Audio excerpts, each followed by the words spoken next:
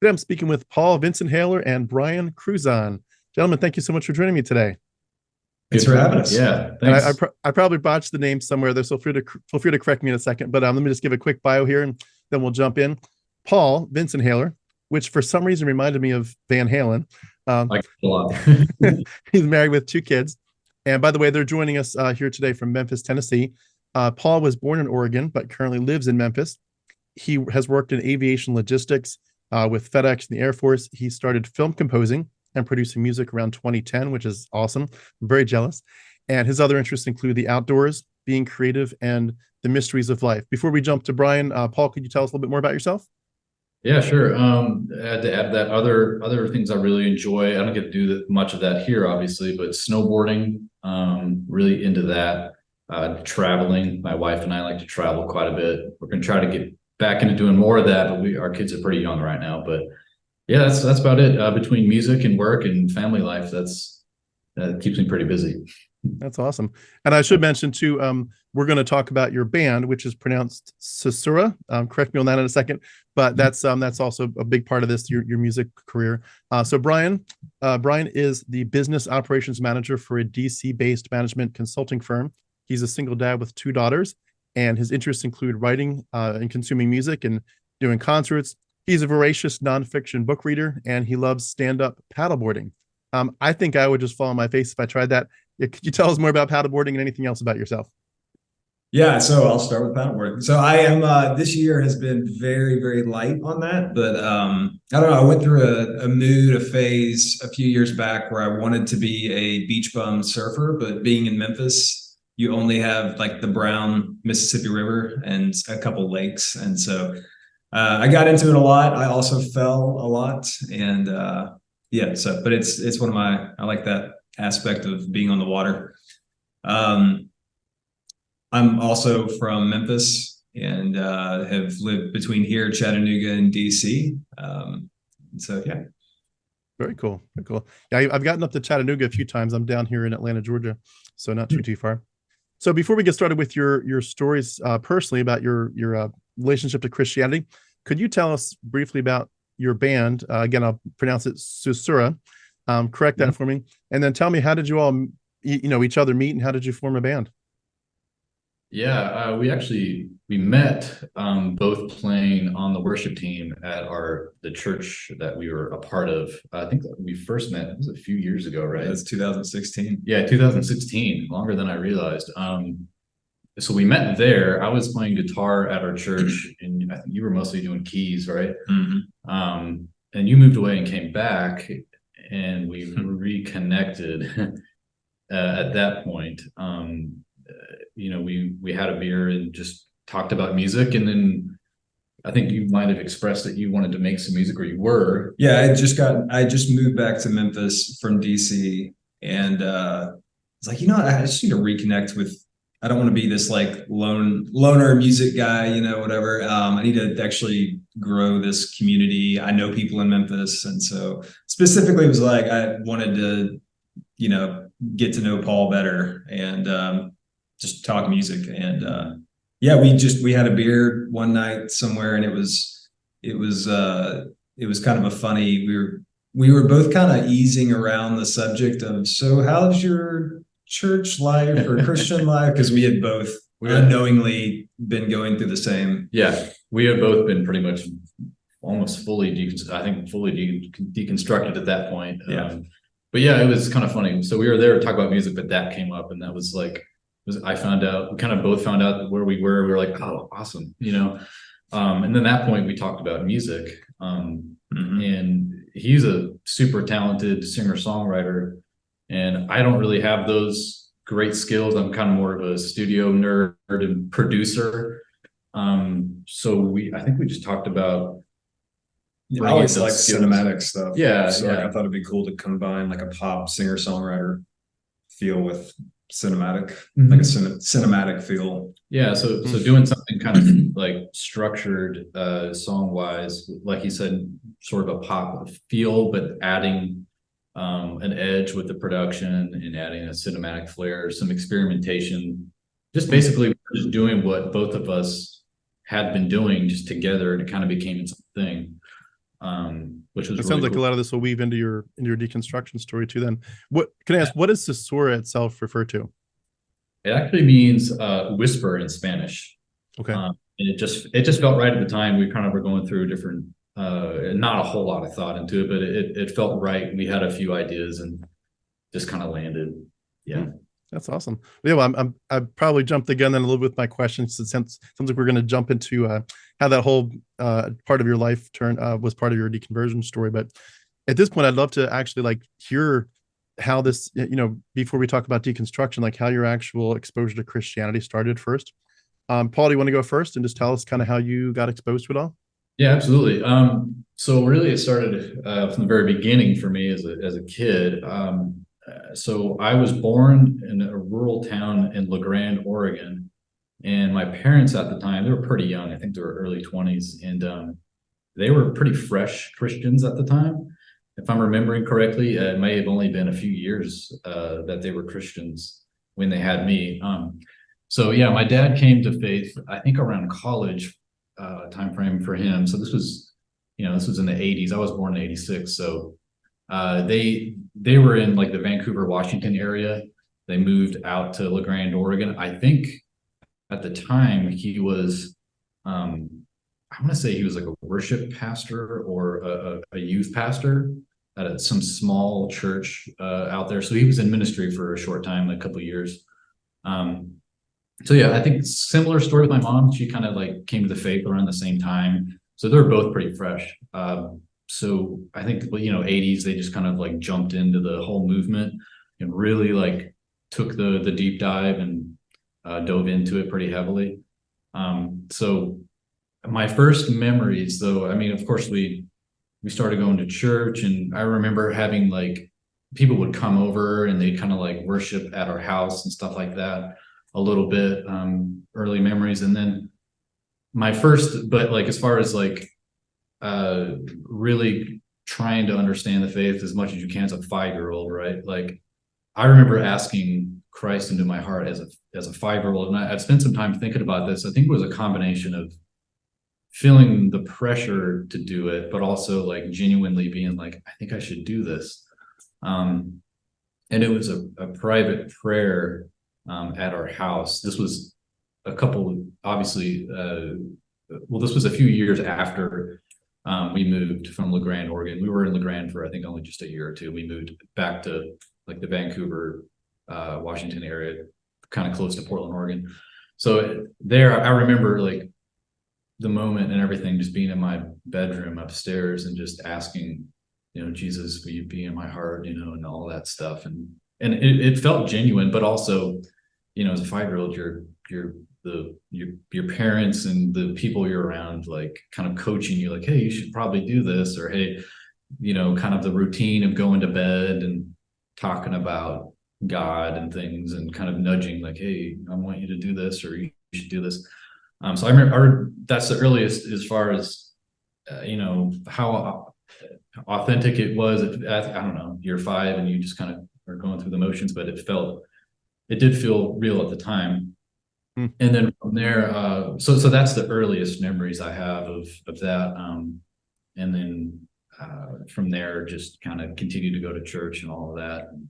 We can get into all of that more too if you want, but that's like the start of it. Gotcha. And would you say that you felt from that point on that you were a Christian consistently, or did you have any periods where you were doubting and kind of needed to rededicate your life, or was that pretty much a set in stone moment for you? That was a pretty set in stone moment, but there were a few times, like later, like in middle school, there were like some youth trips that we would do, and I like got like rededicated, kind of like baptized. I remember it was kind of like a beautiful moment too at the time. Like we were out in the ocean, in the beach, and got baptized in the beach, and like a storm came in and started raining and stuff, and I was with a friend that I like brought with me, so it felt like kind of special at the time. But yeah, there was that. And of course, as you like learn new theology and things, you're like, oh, you crap, am I like right with God? And you kind of like rededicate and kind of like think about what you believe, and became this thing of like this fear of like, am I believing the right thing?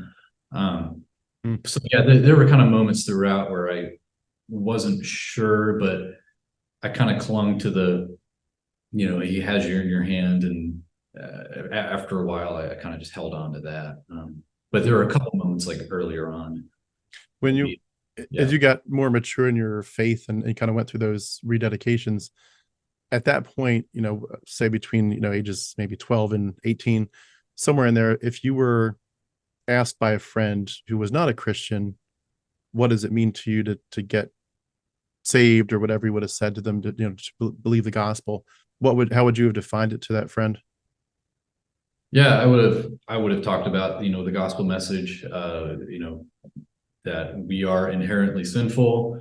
We need to be saved, and Jesus Christ is our only way to God, the creator of the universe. And to make that relationship happen, you have to put your faith and actually believe in Christ. And then when that happens, you're given the Holy Spirit, and that journey begins, and you're written on the good book, and you're okay in God's eyes at that point. That's what I would have said at the time. But And when you were, and we'll be, I'm sorry, Brian, I'm ignoring you. We'll come back to you in a second. I'm having fun. Paul, would you say that, like, what was your private life like with Jesus when you were just not worship time with church, but just you and your, bed at night with your Bible? Were there times like that, or prayer, just walking, taking a walk in the neighborhood, just talking to God? Like, what was it like privately between you and the Lord? Yeah, from an early age up until really as I was walking through the exit door, I prayed all the time, to myself, throughout the day. Even as a young kid, I remember just laying in bed and just praying about things that, whatever came into my head, like a friend or a family member, or just something that was on my mind. I wasn't always great at like the praying out loud thing in front of people. Like, I just kind of got anxious about that, but praying to myself, it was pretty often. It was like the one thing that I look back on that I felt like I did okay. Like I was comfortable in that. So a lot of prayer, a lot of like, driving to work and praying, and kind of throughout the day being comfortable with that, just kind of like dialogue back and forth, and just praying with God. Yeah, kind of praying without ceasing. It's funny you mentioned the praying out loud thing. At my church that I grew up in, there was this, I don't know if it was, if I remember correctly, if it was every elder, but a lot of them would do this thing where they would we didn't use King James, but they would pray in King James English. Did you ever experience that? Where it's like, they would never say that the King James was the best version to read from, or to exegete from, or preach from. But when they start preaching, it's like, Lord, thou art so amazing. It was like, I guess they had grown up in the King James, context, so they'd pray in the King James verbiage. It was really weird. I'll go into this in a second. I grew up Pentecostal, so tongues and interpretation was big, and that reminds me that tongues were always interpreted in the churches I grew up as in the King James version. People never spoke in the King James version unless they were interpreting tongues. So that's funny. That's funny. Yeah, my background was non-denominational, which is Baptist basically, but so I didn't really discover the Pentecostal sort of theology until a little bit later. But my background is mostly non-denominational. Yeah. Yeah, mine as well. Well, Brian, I'll switch over to you here. We'll go back and forth. But can you tell us, how your worldview shaped with Christianity? Yeah, mine started very Pentecostal. So my dad is still is. He's an Assembly of God Pentecostal pastor, and so I was born in Memphis, raised into churches that were very. Yeah, so when you all talk about praying out loud, that was definitely, not that there wasn't a discomfort, but I grew up in a worldview where almost the more loud or excited you were, the more passionate of a Christian you were. And so my dad got saved at like 19 and felt like he was called to ministry, completely like went from music was always a big deal for us. He started in worship in youth. And so when I was born, he was still in that phase. He was between 25, 30, youth pastor, worship leader, back in like, I don't know if familiar with like Keith Green, He was really into Keith Green, Petra, just like the music. I just grew up with all that Christian music changing atmosphere. But would you say Carmen too, from the Pentecostal background? I cannot believe that when Carmen passed away a couple of years ago, it was not a detrimental part of my life. If you'd have told me that as a kid, I would have never believed it. Yeah, I loved Carmen with all my heart. Do you remember that one song you did where it was I guess about the resurrection, but it was like Satan? It was, I forget, it was like a boxing match or something, but Satan was winning, and then was like the champion. Yeah, the champion. Yeah, that was like I used to play that on repeat. It was just like so inspiring. I've done human videos to that where it's good, nice, fun first 20 years of my life. My dad, he when I was I don't remember a time where he was not heavily involved in ministry as a kid, and so similar to Paul. Now I will say the difference. I've said this jokingly to some folks because, we'll get into deconstruction, but I would say for the first 19 to 20 years of my life, I was under that Pentecostal umbrella and just kind of shifted to some other directions within evangelicalism in my 20s and early 30s. So it's weird. It's almost like the deconstruction started a lot earlier, just being open to thinking in different ways, because for the first 20 years of my life, Pentecostal, there was way more focus on the Holy Spirit than there was on Jesus. Like, I knew the gospel story. I knew what to tell people, as far as we are sinners and, Jesus died for our sins. This is what humanity is actually about. It's not that we're just people on a rock floating in space. This is actually the big theme of human existence.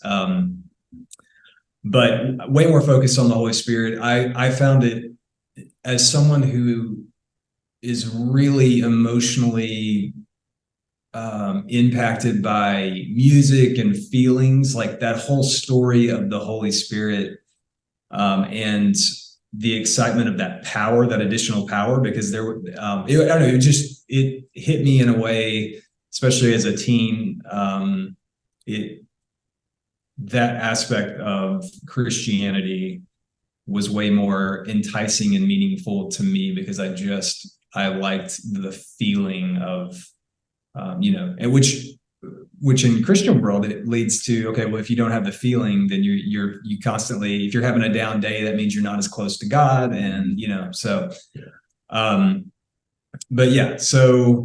grew up Pentecostal, speaking in tongues, witnessed a lot of, my dad was a pastor. He was a lead pastor, starting from when I was like 7 years old, usually churches anywhere between 75 to 150 people, a lot of focus on revival,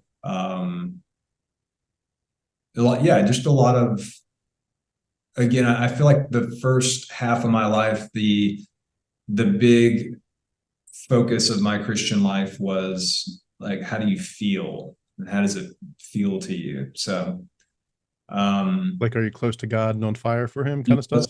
Exactly. Yeah. There were big conferences back in the day. I don't know if they still exist, but like Acquire the Fire, and those things would ignite. I will say, anyway, I don't know how far we want to go into the future, but well, could I ask at that point, what would you, two questions. Number one, did your dad and the other preachers, did they preach hellfire and like the threat of damnation? Yes, it was. It wasn't like in the Baptist, just what you hear, the old Baptist preacher kind of feeling, but it definitely, like I was definitely saved as a 5, 6, 7-year-old kid, same thing in my room. And then, constantly every few years, because there would be some new way of portraying the fear of hell. And so whether that be a group of students that come to your church and put on a skit or a play that with red and white lights being the fire, and the kid going to, or a video coming out, or I still remember one. when I was 11 or 12 years old about this couple that they drove off a cliff. The guy wasn't saved yet, or he was, and anyway, one of them went to hell, one of them went to heaven. It was terrifying, and so yeah, I definitely got rededicated after that. So yeah, it was a very much, again, going to my salvation was more of a salvation from a fear of hell more than it was a love for the divine or gratefulness for what I always tried to tell myself that, like, oh, I'm grateful for what Jesus did, but I don't know that I feel like if I look back, everything was me trying to convince myself. Like I never had doubts. I never had doubts in God or Jesus. It was the worldview I was brought into, like as a baby. But so I never doubted, is this real? Until later on. I just struck, but something didn't click for me early on where I was still trying to, like, I know I should feel grateful for what Jesus has done. I know I should feel these things. I know, but I know that, yeah, basically, if other people are feeling this, and if other people are experiencing God in this way, I need to at least like try as hard as I can to get on their level. And so that was, yeah, prayer, singing, worship. Like I've tried so hard to get to that place of where I felt God, where I actually was grateful for what Jesus had done, so. Paul, I'll come back to you in 1 second. One more question for Brian. Did you, in that context, where it sounds like it was much more of a get out of jail, get out of hell free card, did the concept of grace and just the whole sense of resting in your salvation ever come into the story, where it just was like less about your performance and less about the threat and more just about the overwhelming love of God to see you as his generic child, but that he wants to specifically adopt you and make you his as actual child for eternity? Did that sense of like, you're secure, just rest, there's nothing to do, just sit back and enjoy the ride, God's got you, did that sense ever come? So I would say I never felt that in the first 20 years of life. Now there's there's a reformed decade of my life where that message became a lot more in focus. But yeah, no, it's really kind of sad looking back at the first 20 years. It's like, no, I was always performing for this, loving father, but it was, I always felt like I had to earn it, and like I was falling short every sin. You're terrified. Am I doing this right? Am I, so. It's like that joke we all say, it's he loves you unconditionally, but there's an awful lot of conditions. Paul, could you take us to the idea of how your theology evolved? Like, were you, intensely listening to the preacher and just trying to understand the deeper, doctrines of grace, as they say? How did your theology evolve in your worldview? And could you also maybe touch on any sense that you felt toward just the idea of like, if this is true, and as I'm maturing, that I need to be involved in something bigger than myself, like I am already, but I need to be making a difference for eternity. And the idea of, reaching the lost potentially, or at least doing something for the Lord. How did your theology and ministry evolve as you grew older? Yeah, good questions. Like I said, I kind of had that non-denominational background. So just the basic theology of, reading the Bible, trying to, realizing you're a sinner, always moving towards Jesus, to walk like him, to be closer to him, more like him. I think I genuinely, I was raised pretty fundamentalist, for most of my experience until the last maybe 5 years or something. But yeah, a lot of that. So wanting to be like Christ, spending time in the Word. But I definitely had an interest in theology. I maybe not so much in middle school and high school. It was kind of like that worldview, and there was some fear there. I definitely was afraid of like the spiritual warfare stuff. Big time. That was like being terrified as a kid. Like the Frank Peretti kind of stuff, Angels and Demons. Yeah, totally. Yeah, I believed it. I thought it was real. Really freaked me out. My sister and I both, we were just constantly just like, oh my gosh, you think there's a demon in your room at night and you're just like, it's not right way. But yeah, so So sad. yeah, I didn't really have like I didn't really start diving deep into theology until like maybe like college, I would say. Um, but I, we went to church all the time. It struck me as kind of what Brian said. It was like, this is the human experience. This is like what the world is about. Like I believed it. I had more of a connection with God, I think, than I did Jesus. I think it kind of felt like this guy from 2000 years ago that died. It was sort of just felt a little distant or like a little like weird if there was so much focus on him. And it felt a little bit like, I don't know, unrelatable or something, but something about this big, I don't know, esoteric God figure, like something about that was easier for me to like throw darts at and try to understand. But yeah, I remember, yeah, definitely in high school, like you start realizing like, okay, other people are not, believers. Even like in the Bible Belt South here, you kind of have a conversation. You slowly realize that, even though I grew up in a kind of a bubble, like most of my friends were Christian, didn't listen to secular music, and like grew up with like DC Talk and Newsboys and all that stuff. So there was definitely some sheltering happening, and then you slowly realize on your own that people don't really think this way. So you start to think about hell and like, whoa, what does this mean? Like my friends, this family member or this person doesn't believe, and you start trying to asking questions. What does that, mean for that person? And So you had family members that you knew that weren't professing Christians? yeah, I did, even from a young age. And I remember that kind of confused me or bothered me. It's like, you heard quickly as a young person, you find out that, there's other religions and what does that mean too. But I always found a way to kind of like rationalize it. But yeah, I mean, so a lot of the theology, so I graduated high school in 2005, and then I graduated college in 2010. So really between like 2005 and 2010 is when I started diving deeper into theology and trying to understand a little bit more about what that meant. Getting into apologetics pretty heavily, as much as you can, as somebody that didn't study it. But I befriended a guy who was an apologist, and we would have lunch, and he'd be like, "This is how you corner an atheist in a conversation." And I was like fascinated by like those kinds of conversations, because I was like, at that time, like especially in college, I was kind of like that annoying kid that by then most of my friends knew that I was like this kind of very religious Christian guy, and I felt a little self-righteous about it at the time. Like, why isn't everybody else not taking this as seriously as me? Kind of feeling confused about that.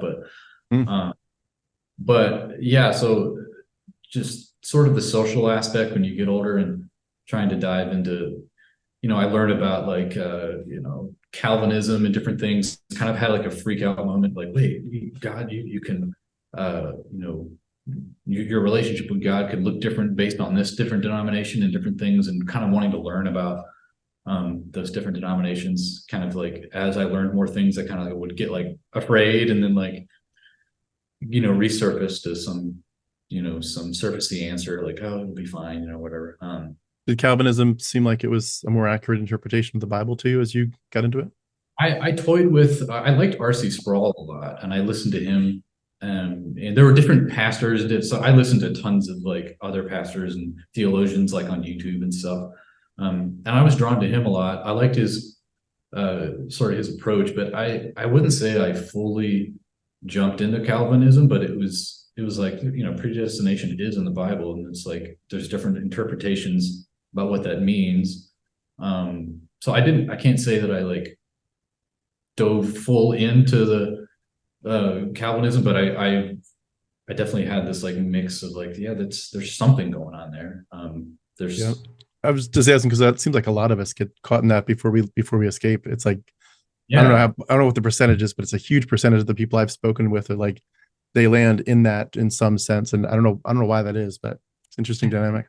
No, that's exactly what I was thinking a while ago. Like mine went from this very kind of like, you dug into scripture, but it wasn't, in the Holy Spirit focused world, it was way more based on the power of God and what he's doing versus like digging deep into scripture. And so, yeah, I think a lot of people become this studious version of, okay, well, this actually, Calvinism, Reformed theology is grabbing me. It's causing me to dig really deep into these. And then it's like, oh no, I think I've dug a little too far. And then you slide out the door.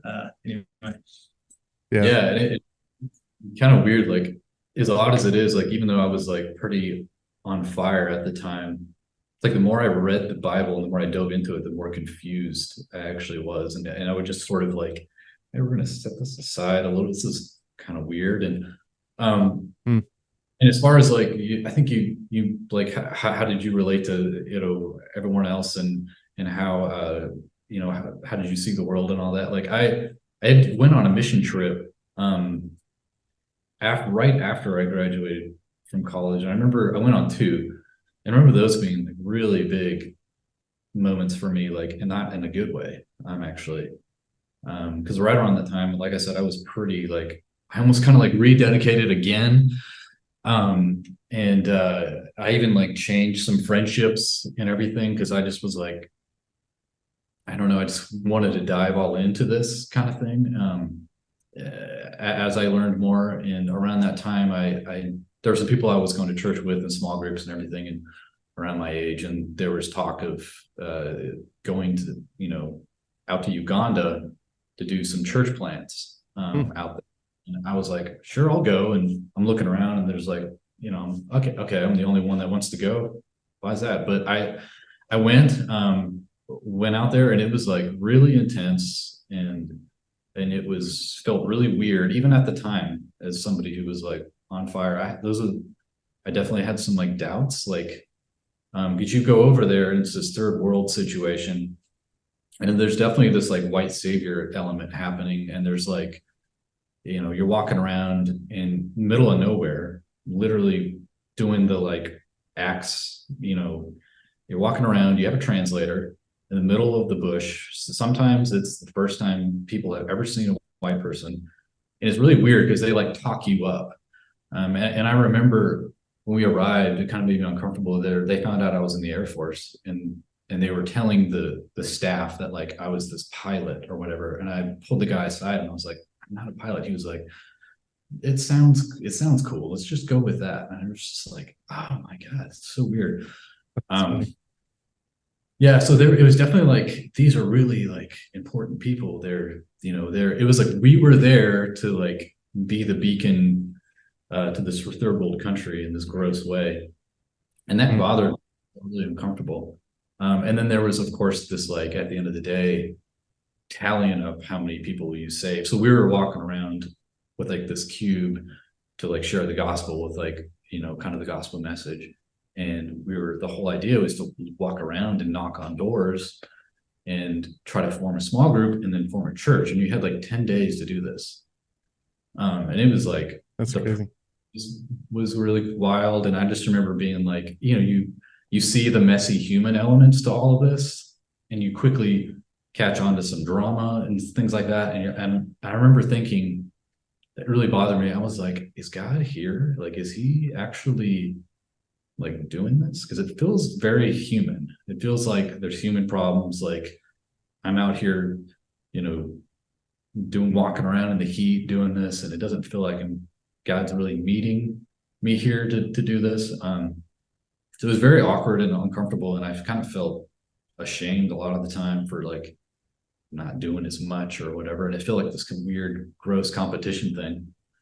And of course, people were like talking up this like spiritual warfare thing. Like I'll never forget, like, hey, this like kid that was like younger than me, he was probably like, I don't even know how old he was, like 16 or something. He's out there with his parents, and they were like, you saw somebody like get possessed, right? And like they were sharing the gospel, and their eyes rolled. I remember his face. He was just kind of like, yeah, it was obvious that he was just kind of like going with it. But yeah, that was I went back again, and it was even kind of worse. And those were just weird experiences for me at the time. But I mean, it didn't throw me off course really, but I just remember that being like a bump in the road for sure. Yeah. That's I really feel interesting that you would have most people I don't know if I've really brought it up too much in interviews, but just that in my own personal experience, it was the opposite where it was really positive. And most people honestly were not as sensitive as you were to the idea there is a white supremacy thing going on here that's often this white savior complex. I missed it until my deconversion. I completely missed that part of what we were doing. I would have never brought that up, but it's when you look back at it, you're like, yeah, that definitely was a piece of the puzzle.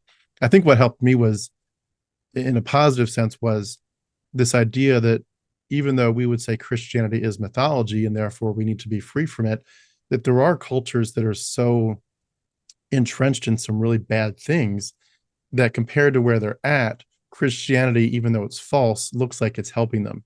And so, like, for example, I remember I spent a bunch of time in New Guinea, Papua New Guinea, and these guys would talk about how they literally were allowed to treat their wives as property and like dogs, but in an abusive sense, like where you hurt your dog or something.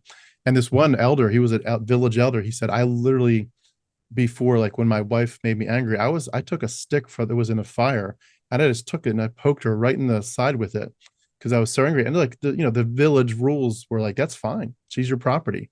You can burn her with a stick if you want to. And he's like, I never spent time with her and my kids before. And now I love her so much. I spend time with my kids. I invest in them.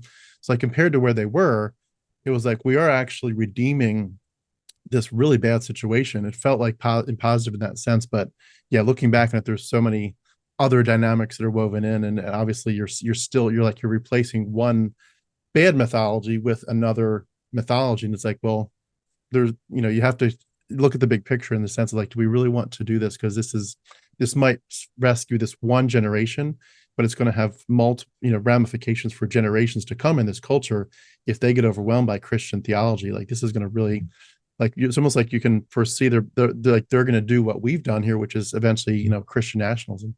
But and I do don't you know want if I to go?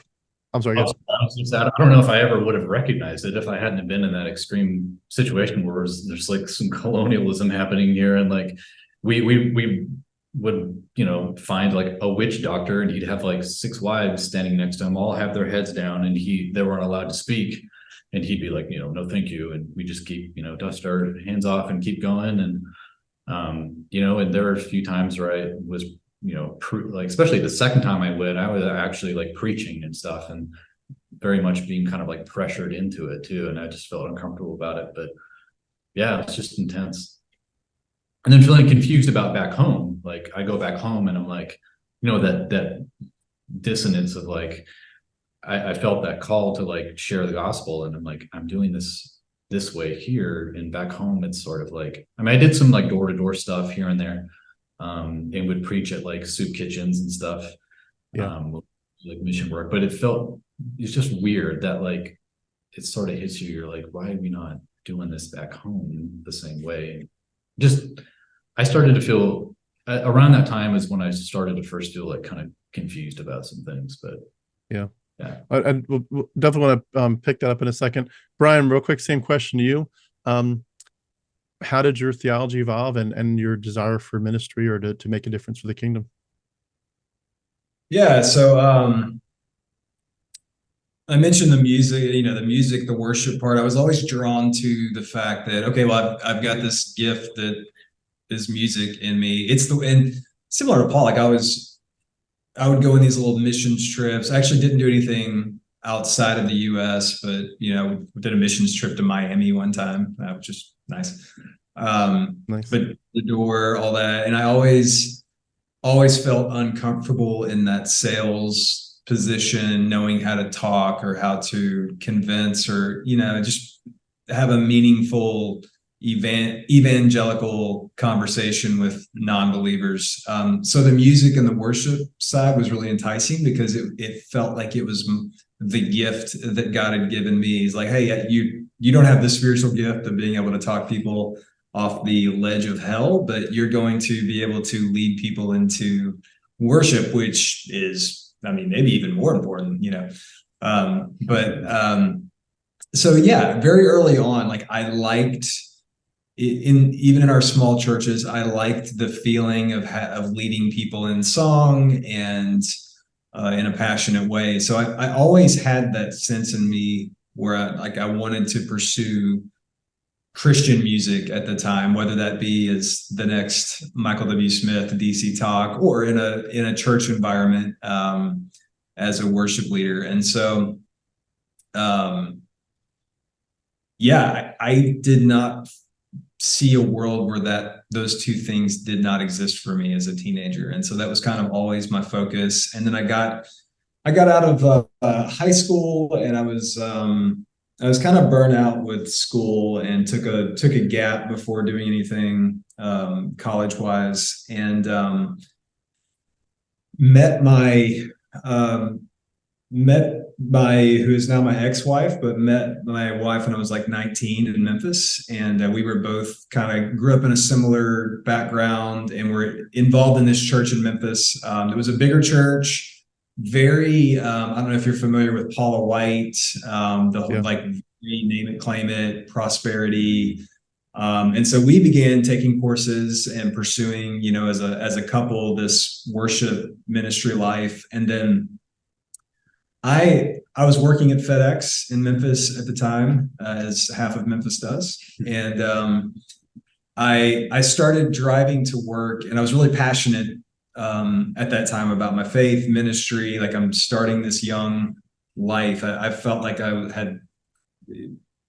was really leaning into that version of Christianity that I wanted to be as a teenager, where anyway. So, but I was driving to work, and the only, at the time, phone podcasts were, this is 2004, 2005, 2006, I was listening to the AM radio station that played R.C. Sproul, Hank Hanegraaff, the Bible Answer Man. All the time, yeah. So every day we would drive.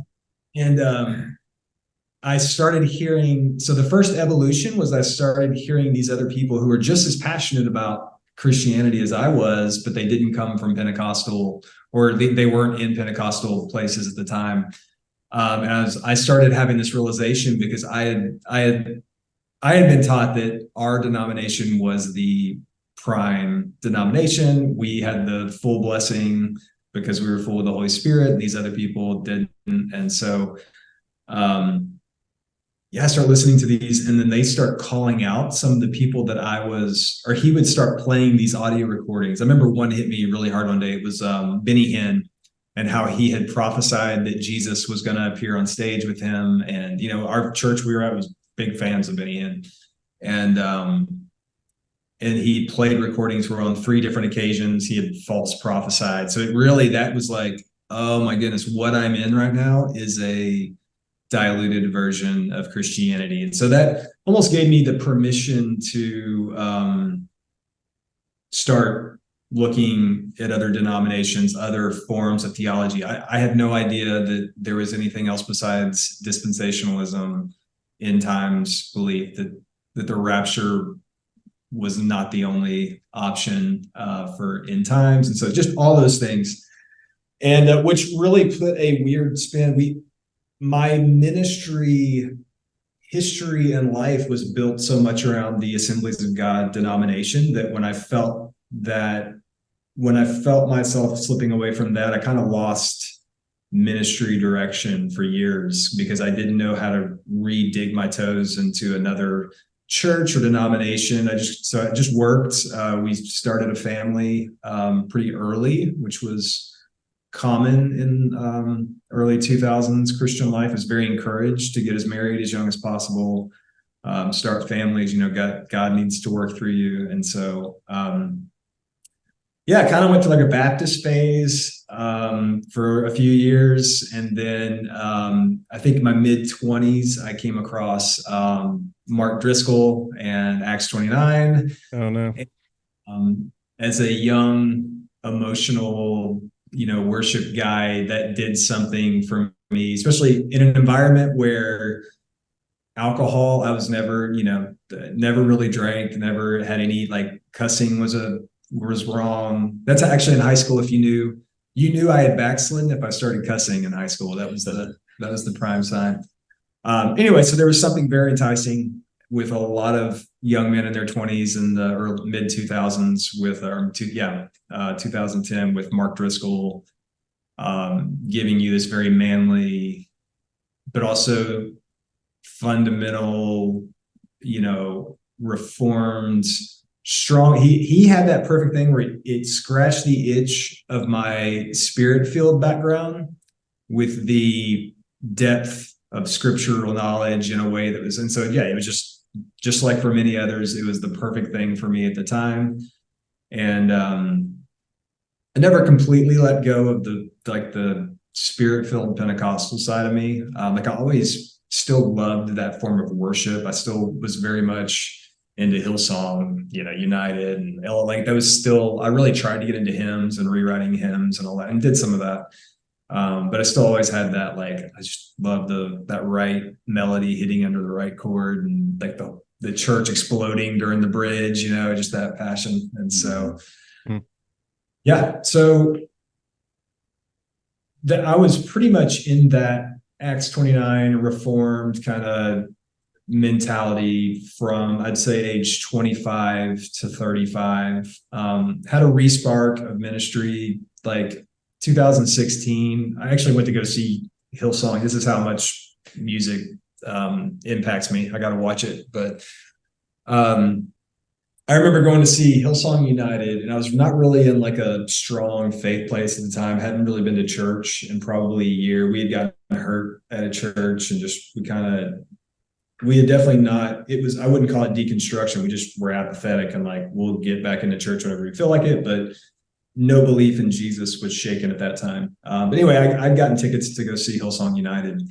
And something about that atmosphere, kind of re-engaged this youthful side of me who's oh my goodness, I'm still passionate about this. Is there a way to still do this with my life? And so, at that time, jumped into the church that Paul was at, really got engaged in a church here in Memphis, and was really just pursuing ministry. Felt like I was old enough to feel like I had gone through enough life stuff. And so a couple of years, went through some training, theology, leading worship more, and ended up going on staff at a church in DC for a year at Acts 29 church.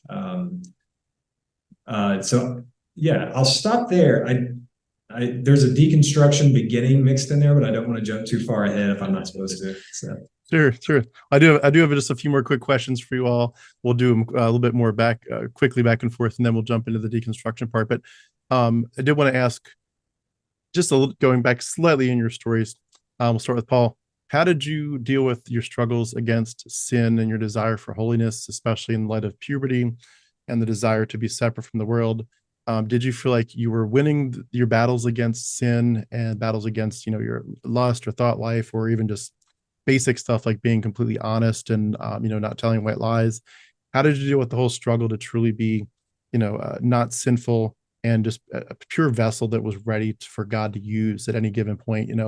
Even just in your example, even if you weren't preaching the gospel, just your example to your friends and so forth. How did that whole struggle against sin work out for you? Not well. It was one of the biggest confusions I had, because you're taught that Christ will take you and make you this better vessel, and not overnight, of course, but it's just constant shame, between the purity culture message. I struggled with it. It was hard. It was I just couldn't be a human being. So there would be some sin, and then I would pray, and then be feel all the shame, repeat. And you could apply that to several things. And it just was really tough. So it was confusing. It felt where's the magic in this that I'm hearing? And it didn't really feel like I was this new person with this energy that was allowing this thing to be conquered or whatever. So yeah, just a ton of shame. And then that purity culture really carried into my marriage too. I got married a few years after college, around that time where I was getting into the mission trip stuff and all that. The second mission trip I went on, I think I was dating my wife at the time, but so yeah, that was a heavy part of it. It was funny because like it was like this like things were pretty rigid at home with like, you know, as far as what you can and can't do, but I was also like partying a lot, so there was like shame of like, you know, I didn't drink a ton, but I was around a lot of that.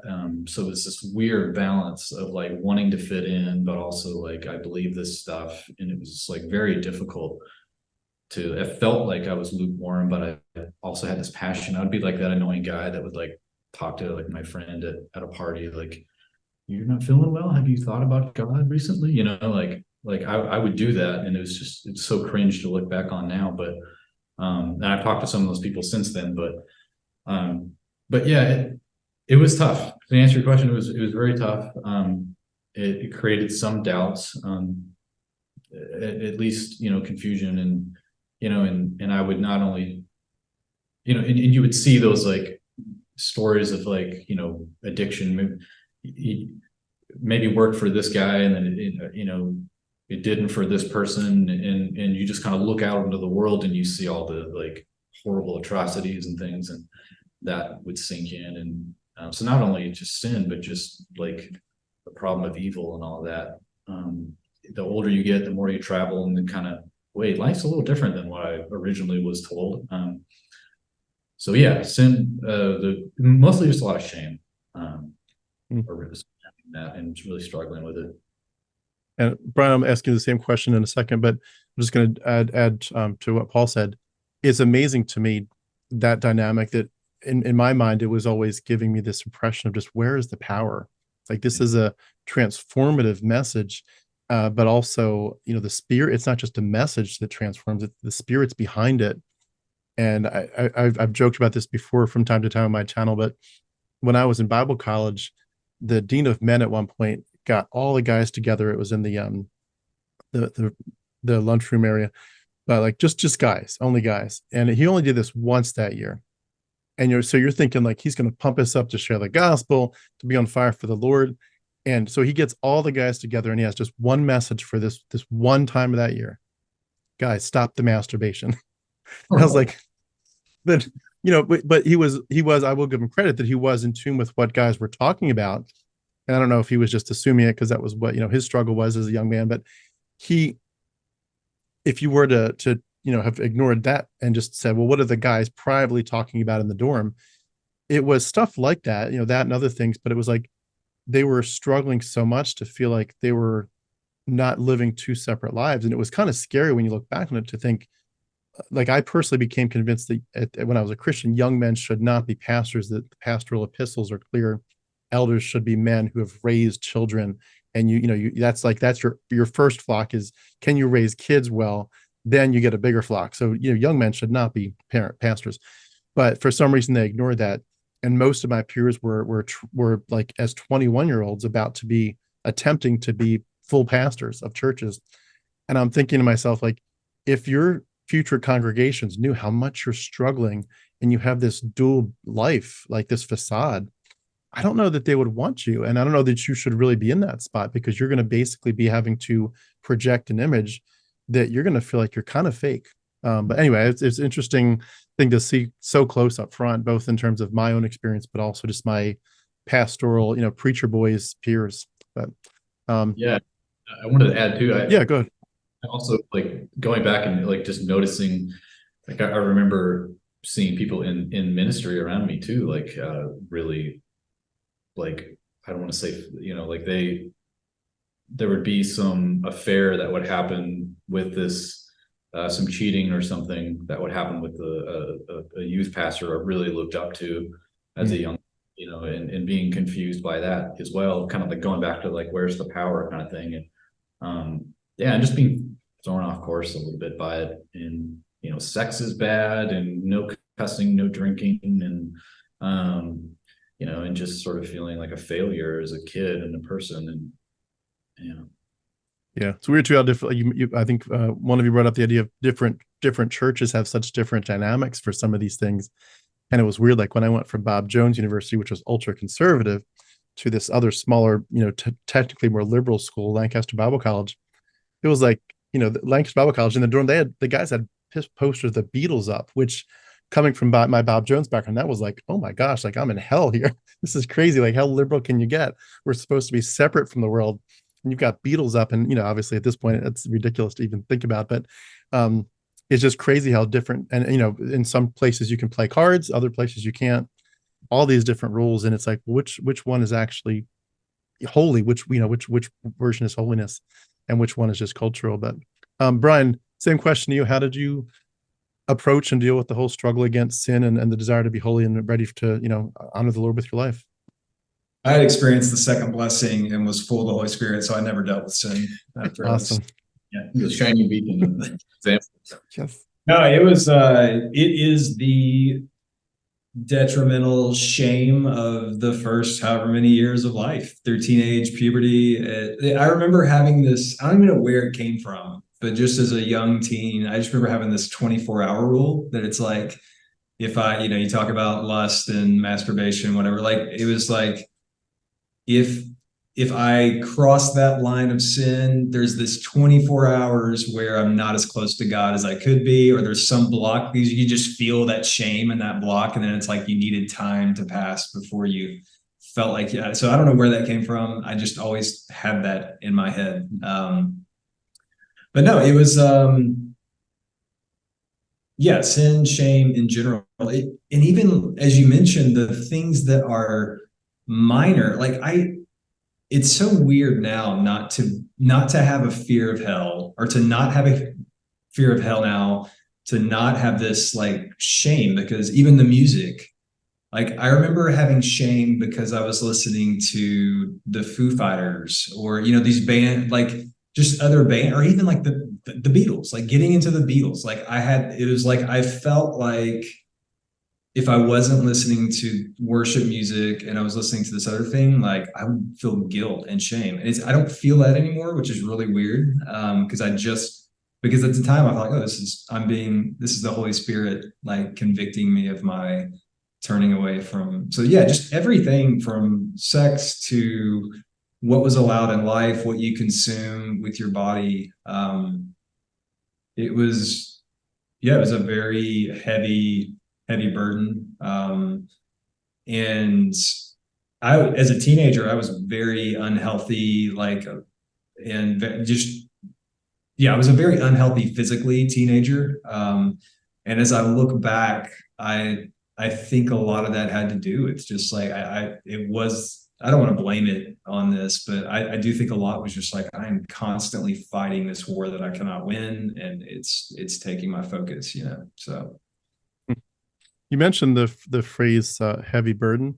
That verse, I think it's in the Sermon on the Mount, where Jesus talks about my yoke is easy, my burden is light. Would you say that there were seasons at all of your Christian walk where that did feel true? Or like, what if you had to put a percentage on it, if you could, what percentage of your Christian walk was easy and the yoke was light versus heavy and unbearable? Yeah, there were times where I felt like, I guess I kind of block everything in these years, these like decades. The first 20 years, there were moments where like I would feel it, or I would feel that goodness, whether it was in an environment with that collective church or whatever. Towards the end of like Christian life for me, I got really into Paul Miller's book, A Praying Life, which is really focused on your relationship with the Father and just like bringing prayer to him and being, it kind of reshaped my view of prayer and my view of how I was viewed by God. And so I definitely felt and was really focused on that verse in particular in the last 3 to 5 years of my evangelical life. And felt it more, the guilt was still there. The shame was still there. I was married at the time. So there was still like, am I, being tempted in different directions? Like, you still deal with that, but I definitely felt more, felt lighter the last few years. Brian, real quick, that same question to you, and then I wanted to ask you another question. But did you feel like the burden was light at times walking with the Lord, or did it feel always heavy? Yeah, it was a mix. It was a kind of like Brian said, it was like there was some tension there. I still carried that shame and that burden, if you will, but there were moments of like feeling on fire and feeling close, and the constant prayer helped, I think. You read Mere Christianity and you're like, okay, this feels good. And you join a church that you like, you get in a community, you're around other people that think the same way. You listen to apologetics and theology to help try to make sense and make excuses for what you believe or whatever. And so yeah, I wouldn't say it was all like a doom and gloom, but that was like on the back burner all the time. That sense of like, I'm not good enough, or it did feel like, even though it did, like, whatever your interpretation of whatever verse in the Bible, it did feel like God was disappointed. Even if you thought your theology didn't say that, I still felt like I was missing the mark. And it just didn't feel good. And it just caused, a lot of shame and thinking about that a lot. But yeah, it was a blend. It wasn't just, it was a mix. So there was some tension there for sure. Yeah. You actually did a perfect segue into my next question, which was going to be the whole idea of, feeling like you were disappointing God. A lot of people that I talk to about deconversion, deconstruction, they bring into the equation the idea of realizing that just like as a child, we want our parents' approval, that we are looking intensely for our Heavenly Father's approval. And even though the theology is no, it's you don't have to earn it. God took care of it. The earning of it, your salvation did need to be earned, but it was earned by Christ. So stop trying. If you try it, you're basically offending God, because God's saying, I want you to stop trying. I did it for you. I want you to rest. There didn't need to be an effort to get into the promised land. I brought you to the promised land. Enjoy it. You're here. You're mine.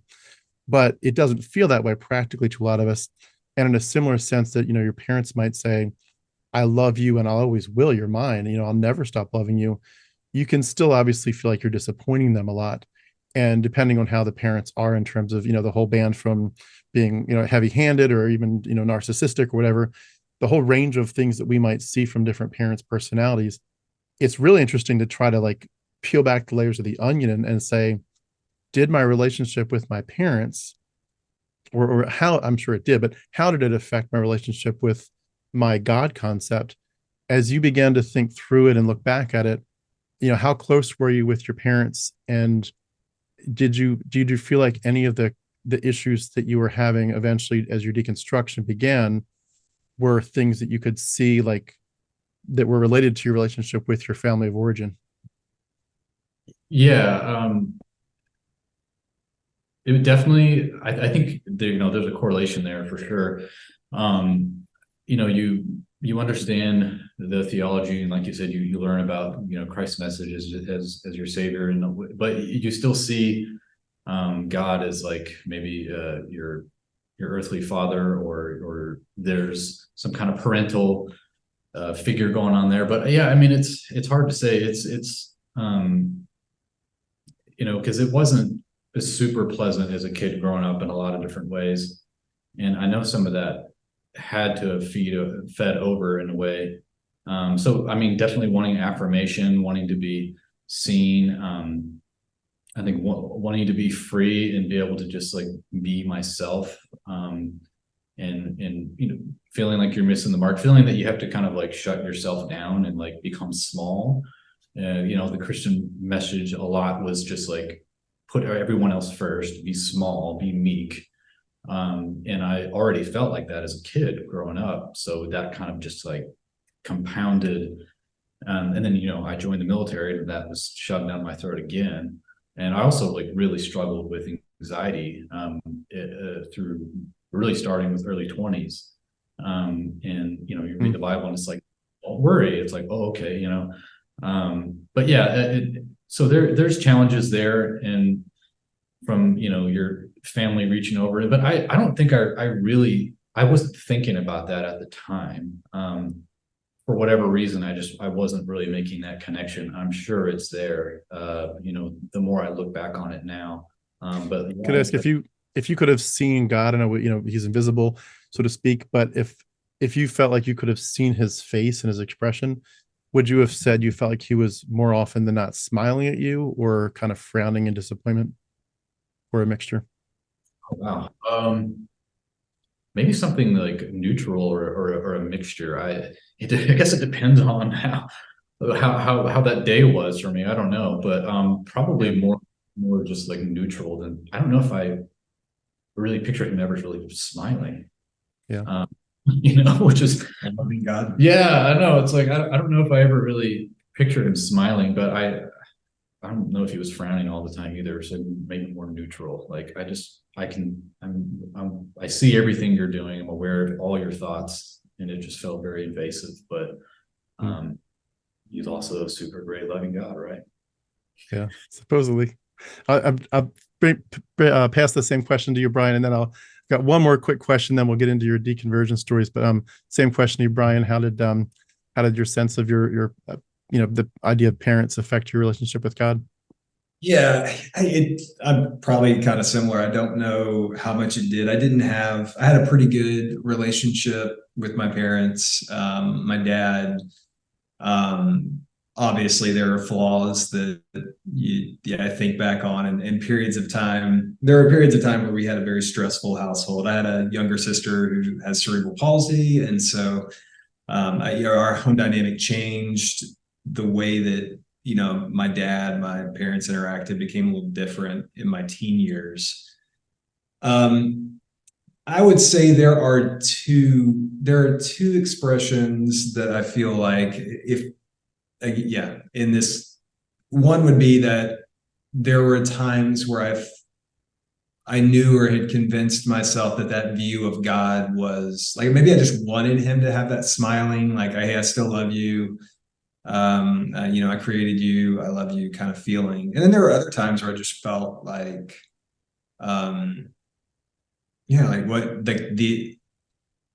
disappointment. Like, why are you doing that, man? Like, I'm better than this, or why are you sinning? So I definitely had that. I think that's a tie to, there were times I felt, whether it's my dad's flaw or just the way that I viewed things, because I think I still deal with this today, where it's like, if I do anything that's not to the T correct, or if I make a mistake, I still have that feeling of like, oh man, God, I can't believe, how did you screw that up? So, and I think I've definitely projected that onto God as feeling that same way about me at times. So. Yeah, I've mentioned the failure thing. It's like I didn't really have that skill to learn how to fail, and that projected into how I saw God too. I can certainly relate to that. Would you say, this is the same question but related, did you all feel like the carpet was going to be pulled out from under your feet in terms of God's blessing and cursing with this sin issue, or did you feel like you were secure enough in your theology and your salvation that it wasn't like if you make this mistake, God's going to get you? You do sow what you reap. Don't be deceived. God has not mocked you. What you sow, you'll reap. And there's, the Psalms talk about this a lot of, if you obey me, I'll bless you. If you don't obey me, I'll curse you. Did you feel like God was about to get you, or did you feel like that was, that kind of, I like to think of it as like a mafia boss mentality. Did you feel like that was not part of your theology? No, I totally felt like if I messed up at the right time or one more time, that next day was like God was going to put me in some kind of position to take my life, or just like I was going to get into an accident or something. And that was like, I gave you so many chances, you missed it. Definitely felt that, especially early years. Yeah. The heaven, hell. I feel the same way. It almost felt like the other shoe was going to drop, or something bad was going to happen. Or I also felt a lot of like, anytime something was going well and a sin occurred, like, he'd be like kind of around the corner in this disappointment kind of way. Like I'm going to intentionally cause this thing to happen to you, whether it's like punishment for that, but also like to make you come back to me. So I was always afraid that like I like he would cause something bad to happen so that he could like divert me back to him in this way. So it was kind of both, and it was just kind of a struggle there. I remember it was a common theme in our discussions at Bible college and other places, that because of that dynamic, that God would do what he needs to do to bring you back, that you'd actually voluntarily, preemptively pray in a drive to be holy and ready to say, God, do whatever it takes to break me from sin and make me whole. Like if you need to put me through what Johnny Erickson Tada went through, where her neck snaps and she's a quadriplegic for her life, like if that's what it takes to break me from my idolatry toward the world and sin, do it. Like I want to lose everything if I need to. I don't want to, obviously. I'd rather have a relatively peaceful life, but if that's what it takes to get my eyes fixed on you, do it. I want to be holy. I want to be someone that is able to say, God, I'm not looking at all this bad stuff. I understand that's what it took. That's why Christ came. I don't want to be going back to these things that effectively nailed Christ to the cross. I want to be looking at the cross and his resurrection and heaven. And it was just, I think it was a very arrogant thing, but we were like, I think kind of secretly hoping God would not have to crush us, but knowing that was, for some of us, that, at least in terms of just, you see these stories of people that would tell this, God crushed me. I had to get to the bottom of the barrel. But that's where, when God brought me to the wilderness and I wandered for 40 years, that's where he found me. And I had to go through the wilderness to get to the next stage of being devoted to Christ. I did just mention the word heaven. That was my next question. Now, we can keep this one a lot shorter, but not in terms of the question of, did the loss of heaven hurt later? We'll get, maybe get to that if we get to it, but just in terms of setting the groundwork for like what you believe and where you're coming from, what did the concept of heaven and the afterlife feel like in terms of what you expected to happen right away when you died? Any thoughts of like rewards and, mansions or whatever, crowns, jewels, and just the idea of what you expected to be doing? And did it sound like a good future was coming? Did you want heaven? And how much did you think about it? Was it like just an afterthought of, oh, when I get there, I get there? Or was it kind of like present in your minds at all, either in general or, in church or whatever? Start with you. Go ahead. No, please. Go ahead. So I went ahead and I kind of had this like remixed version of it, like this glossed down version of it, because, the Bible's kind of specific about some of the very mundane, eternal components of what heaven is supposed to be like. But I guess in my own just like selfish way, I was like, it'll just be a better version of what life is like on earth. Like it'll be like this, but it'll just be without all the problems. But when you really look at what the Bible has to say about heaven, it's not exactly that. So I kind of like went with that, and that was sort of to kind of give me that hope or whatever is, it'll, because the Bible talks about like just like praise and worship for eternity, and then you kind of get into the free will thing of like, being in God's presence forever. What does that mean if you can't sin? And supposedly Lucifer was in his presence but sinned, and you get all these weird just with that. But I mostly had this like rose-colored glasses version of heaven. It'll be like this, but it'll be a better version of this. Yeah. And you definitely wanted to be there, though. Yeah, I did. Yeah, better than hell. Right. Yeah, but I actually had a positive, like a pretty positive, because of that interpretation that I gave myself. I think I had a pretty positive excitement about, like life is temporal, like you're gonna suffer, like it was definitely forward thinking into heaven and all that, for sure. Did you feel like you were working hard for rewards or crowns, jewels in your crown? I kind of hoped so. I think I probably did more than I realized. But yeah, I think there was a part of that, whether that was, sharing the gospel, making him proud that way, or just, just my own personal walk or whatever that is. And of course the sin cycle stuff just screwed that up. But yeah. Yeah, at least getting that well done, good and faithful servant said to you. Yeah. Like you kind of, like you said, like what would it be like if when you passed or whatever, like hopefully you would be welcomed with open arms and that kind of thing. And it's almost like my version of God would be better at death than it would be like now for some weird reason. I don't know, but. And Brian, same question to you, and then we'll get into your deconstructions.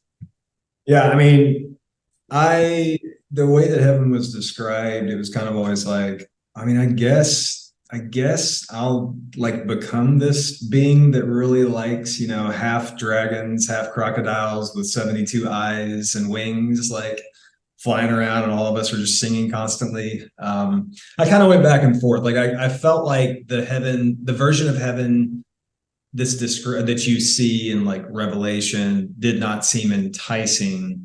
I just assumed that I would be the clean spirit who would enjoy those things when I got there. And then there's the other piece of like, well, it is also going to be a new earth, whatever. So it will just be a perfected version. And so I've got so much sin in my life that I can't really enjoy the things that I'm supposed to enjoy, which is just worshiping God, being kind, with all the love.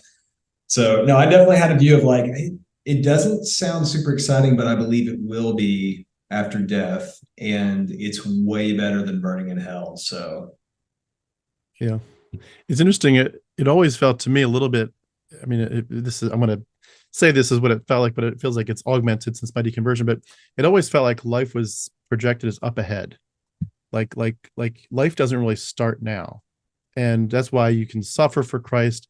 That's why you cannot worry about riches or wealth. It just is like, because this is a blink of an eye, and this isn't real life. Like ultimate reality in every sense is not going to start until you're with the Lord. And looking back at it from this vantage point, it's like, that's really horrible that like it's literally stealing your one life. Like if you do and only have one life, it's just stolen it from you in so many ways. And it's, stealing your ability to grieve when people pass, because you think, oh, they're not really dead, I'll see them again soon. It's like you steal so much of your drive. It's like you want to make this life count, but you're making it effectively count for mythology, but you don't really actually get to ever live your own life. And it's very sad to me to think about, especially when you do that to children.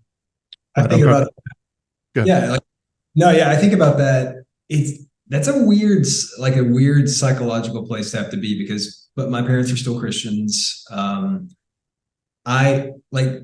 There's half of me that knows they did the best with what they have. Like they also are in this worldview where so I can't go to them and complain that I only got 25%. Like I dealt with all this stuff for 20 years because there's part of it doesn't do anything. I have to process it myself, but it still is like this weird dichotomy of like, I can't blame them because they're still in this worldview. But I also am really sad that I didn't just get to live. I mean, I had a fine childhood, whatever, but it wasn't what it maybe could have been if I hadn't been thinking about, the eternal aspects. Yeah. It's like, I can think of so many different things that I was really passionate about or liked. And I was like, I'm having too much fun. This isn't very Christian, or whatever, or you meet someone. Like I would hear people family members say I really enjoy watching sports and basketball, but it's just getting in the way of my walk with Christ. And I'm not going to watch it as much or much at all.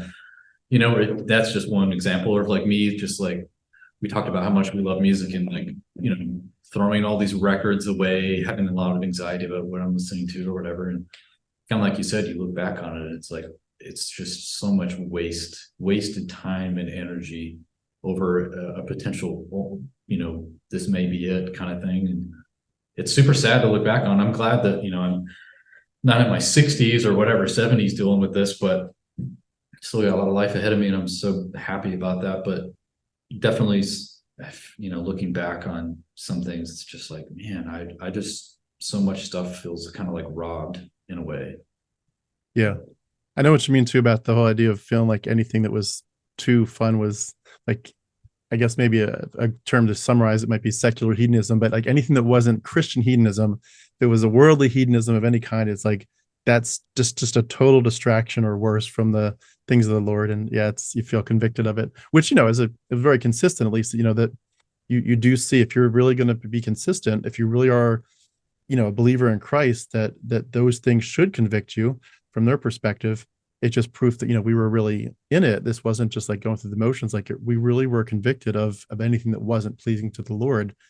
Even though looking back on it, that, none of it actually mattered, but it's like at the time it was very real that this was our actual worldview. But I do want to make sure I give you all time. What were, start maybe with the earliest seeds, and maybe we'll start here back with Paul, but Paul, what were some of the early seeds besides what you've shared so far that started to help you to think through whether or not this was, reality? Yeah, it was kind of a lot. I mean, some of the basic, theology problems that you kind of bump up against when you're younger and you learn new things that kind of ask questions, what about the lost tribe in the Amazon? And, how come they haven't heard, like, what if they've never heard about Jesus? It's like, I can't think of any tribe throughout history without ever meeting Jesus, just woke up one morning and was like, Jesus Christ, it's like that's never happened. So you kind of like worry about that, and just some of the like earlier basic sort of doubts that you have. What about the other religions and kind of thing? And there's plenty of those examples, but but I found a way. Somebody had an answer, and I kind of just put it aside. Like, all right, some theologians, some Tim Keller or somebody's got some answer. So I guess that's good enough for me. And I didn't really want to think about it. I had a fear of doubting for so much of my life. So it was almost like, okay, I'm stepping too far into this. I can't really go there. It wasn't until I did, maybe around like 6 years ago or so, just going through a lot of therapy and stuff helped, like being okay in general with like gray in life. Like life is complicated and there's nuance. Not everything is necessarily binary or black and white. So you take that and you apply that to politics or just whatever it is, and you start to realize that slowly, bit by bit, life is not exactly like what this, whether it's Christian nationalism or whether it's just evangelical, worldview in general. So it was a combination with, for me, it was like kind of everything. It wasn't just like intellectual. It wasn't just like, I don't like the current president. It was like a lot of stuff. I genuinely believed it. I felt, the whole thing, I took it very seriously. So it was a lot of different things. It was, like the more I read the Bible, I'd be confused about certain things that didn't make sense. Once you start, because I grew up thinking evolution wasn't real. I was definitely, the Bible was inerrant and all of that. And I started learning a little bits and pieces about, let me actually hear what the scientist has to say about their expertise instead of hearing it from a pastor on Sunday morning and having my mind blown about certain subjects, whether it was evolution or just the age of the earth or whatever. And it's like, wow, this actually makes a ton of sense. And I was wrong about so much of it, reading books like Sapiens or, whatever. And then just having a little bit, allowing myself, going back to the like kind of grayness, being okay with like complexities. I think I gave myself the ability, like if God is really there and he's loving and cares, surely he's okay with me having some questions. So it took me some time. So once I gave myself permission to have those feelings, I started reading more about, textual criticism and, some comparative mythology stuff. We're going back and learning about the history of, how the canon was formed and diving in, instead of sort of doing the avoiding, actually diving in and learning. I took some courses at Yale on Old and New Testament. They had some online courses and really doing a deep dive into like Yahweh and how he's pulled straight from the pantheon and all this stuff. And the evolution of just pre-trib and post-trib, and how you see that the big things that happen in the Bible formed, their theology along the way, and all of it started pointing to this sounds more and more like it's actually man-made rather than it being something. And then you kind of bump that up against, your own experience in life. And I mean, there are so many things. I could talk for hours and hours and hours about the different things. So I'm trying my best to sum it down to, but it was like every corner I looked into, everywhere I looked, there was an issue. It wasn't like there was a couple things here and there. It was like everything. And I really like went into it. So I was sort of more progressive so I fully deconverted like about 2021 when I fully deconverted. And I think leaving that echo chamber, with COVID and everything helped a little bit to like do some research, because I really dove into a lot of stuff and wanted to learn, and gave myself permission to learn as much as I could, and felt like I owed it to myself in a way, because I went down the rabbit hole of all this theology and apologetics. I feel like I deserve to go back down that route, and also learn what the rest of the world has to say about these things.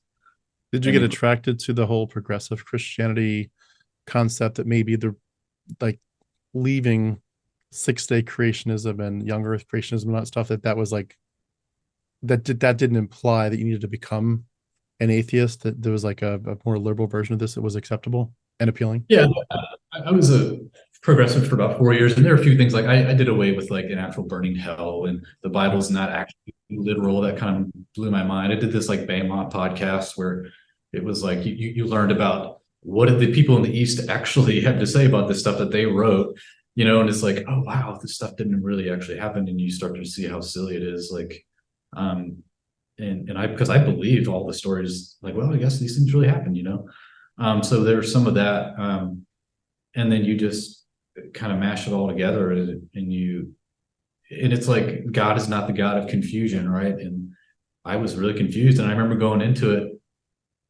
not expecting to come out as like an atheist, but genuinely, like, I remember there were a few days I just was like literally in tears on my knees, like, God, I am getting close to going out the door. I need you to show up. I really need your help, because this is terrifying. And if anything, the opposite happened. So it was, I didn't want to deconvert. I didn't want to not be a Christian. I wanted to learn more. I was kind of chasing, like, whether it's something social justice or just like, I was chasing the truth, whether it was science or social justice or like, what is this theology okay now today? And are there actual contradictions? Oh, wow, there are. You sit down and you read the different gospels. I actually sat down and read the different gospels side by side, and and saw all the differences, and it was just really, it was really difficult, but also like freeing at the same time. Going through that and was challenging, but I honestly did not ever in a million years, like, if I went back and talked to my older self 10 years ago, no way would I ever think that I'd be out on the other side. But yeah, I am for sure the best thing that's ever happened to me, easily. Were you, and forgive me for not remembering your timeline, but you were married at that point already, right? Yes, I was. Yeah. Okay. Yeah.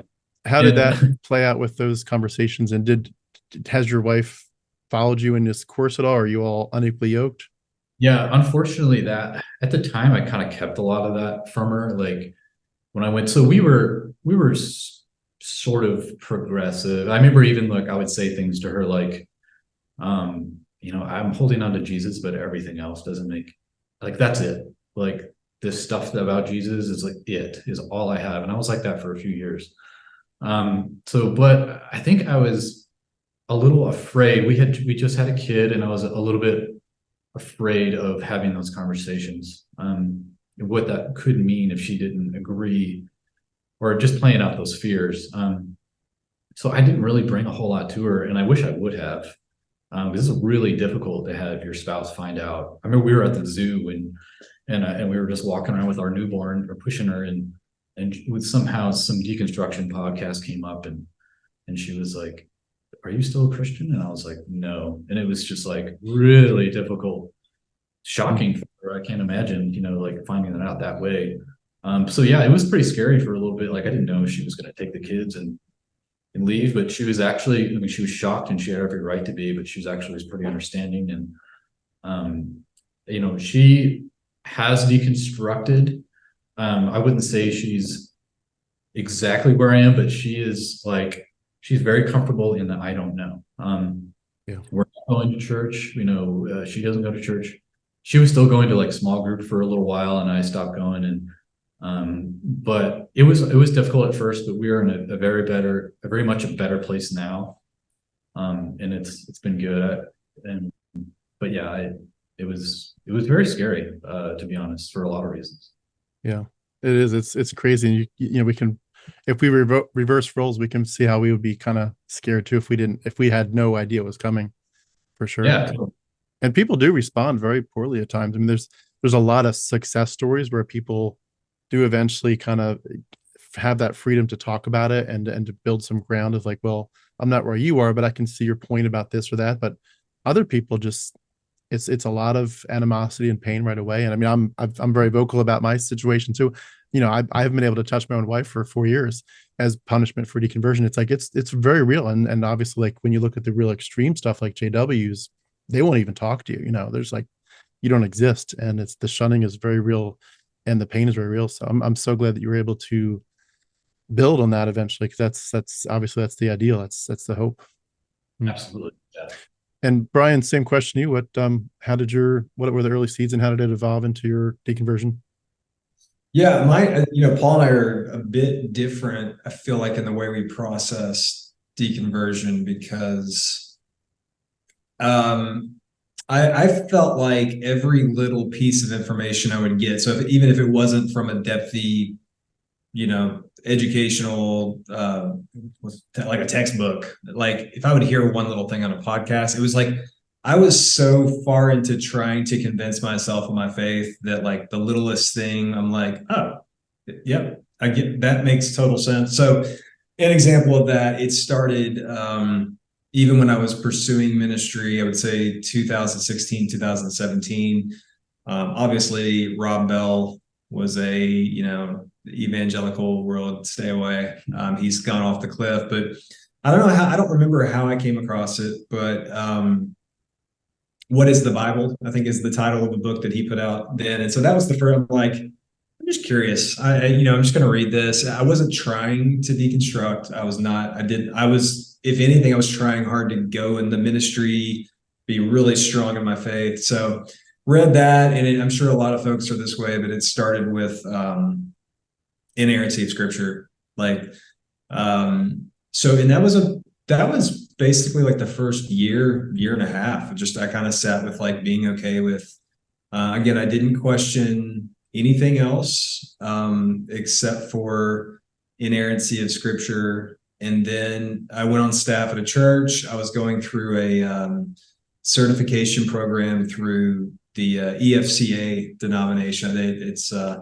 And I found myself, I was having to write these papers while I was at church, and some on the inerrancy of scripture and just apologetics and everything. And I found myself wanting so hard to believe, I was at this church that was very liturgical, and that was really enticing to me because I felt like I just need to get in somewhere that really has it together and really knows the gospel story through and through. But as I was going through writing papers, getting my certification, I continued having a lot of thoughts like, oh, this is all we're basing this belief on. We're pulling from this scripture to say that this scripture means this, and that it began making less and less sense to me from a theological standpoint. And so the foundation was, and this is like 2018, foundation of inerrancy of scripture went away.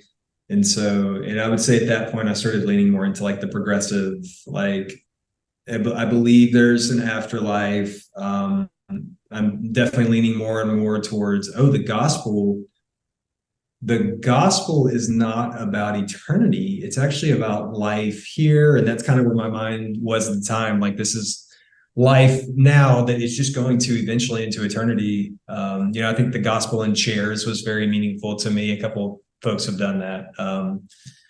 So it shifted from inerrancy to eternity being a much more enticing view of God's children, and everybody eventually coming to a place like, oh, hell, like, just the way you were taught hell, or the way I was that it was a very obvious thing in scripture. And then to find out, oh, it's actually not as obvious. It's not this obvious thing that's mentioned a ton in the Bible. Like, we're really having to stretch to create this version of hell that most of the West evangelicalism preaches. And so, and like, that's been the basis of salvation, is getting away from this thing that's not even really in the Bible.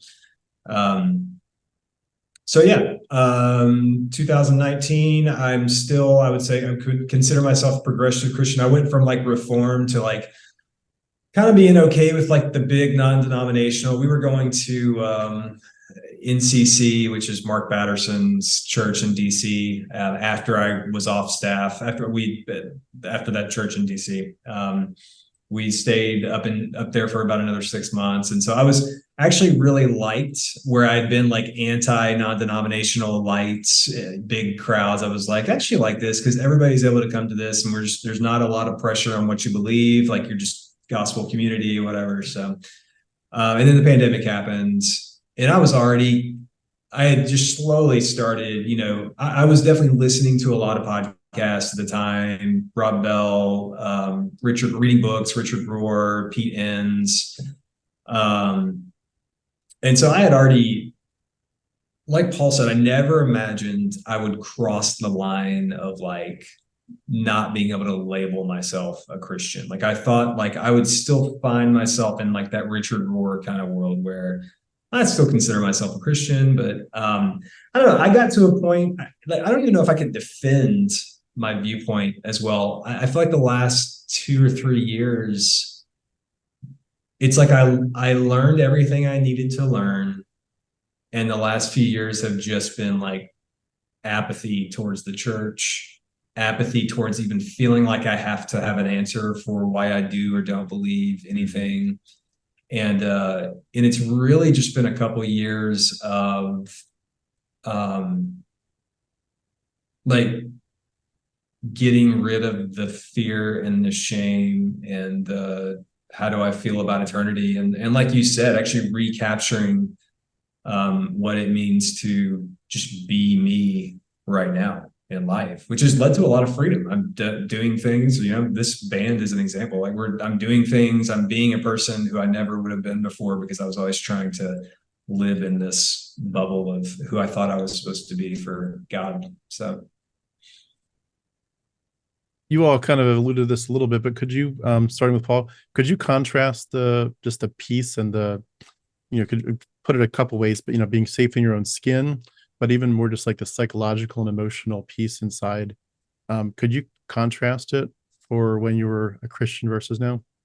Oh man, it's a night and day difference. It's unbelievable. And it's one of the things that my wife and I share a lot, because she's really doing a lot of good work and seeing this in her own life too. And it's amazing. I was an anxious, miserable kid for so long, for a lot of different reasons. And I mean, even after doing like therapy for like 8 years, like I'm still working on it and still trying to become a healthier person. But it's like Brian said, just having that freedom, like for the first time in my life, like starting to actually like myself and having a different view of the world and so much more open and free. And like, I feel like I love other people, which is quite a concept, right? Like trying to see everybody as equal and being way more inclusive of others. And just really, I don't know, just not carrying that burden of shame as much as I was. There's some still that trickles over, and every now and then you kind of have to like really stop yourself and be like, no, we're done with that. It's going to take some work. There's some trauma there that I'm still dealing with and having to work on. But yeah, it's definitely a contrast is a good word. It's definitely there's a big noticeable contrast every day And even when it was terrifying and scary, there was always like it always felt very good and exciting too. Like you're shedding these layers of like dark, I don't know, emotions and stuff, but it feels way better than I thought life honestly could feel. Yeah, I totally did with that, and I'll Brian ask you the same question in a second, but I like to tell people, like, I completely understand and respect the people who have deconverted, and it's just so painful and weird that to them it's just like it's nothing but trauma at that point. Like, what do you mean this wasn't real this whole time? Are you freaking kidding me? Like, this is crazy, and like my life is turned upside down, and there's it just feels so dark for a while. But for me, it was like what you just said, but shrunk down. Like, that I use this illustration way too much, but when Neo in the Matrix is plugged in and they're teaching him jujitsu, and it's just like 10 seconds and bam, he knows it. It was like that for me. Like I didn't deconvert for so long because I had all these pieces and I was trying so hard to hold this house of cards together. But as soon as it was like, okay, it's over, it was like, it's over. And I immediately put, like, within that hour, put all these pieces together. And I felt like, yeah, this, it really sucks that I've just wasted so much of my life on this. And it's truly just mythology.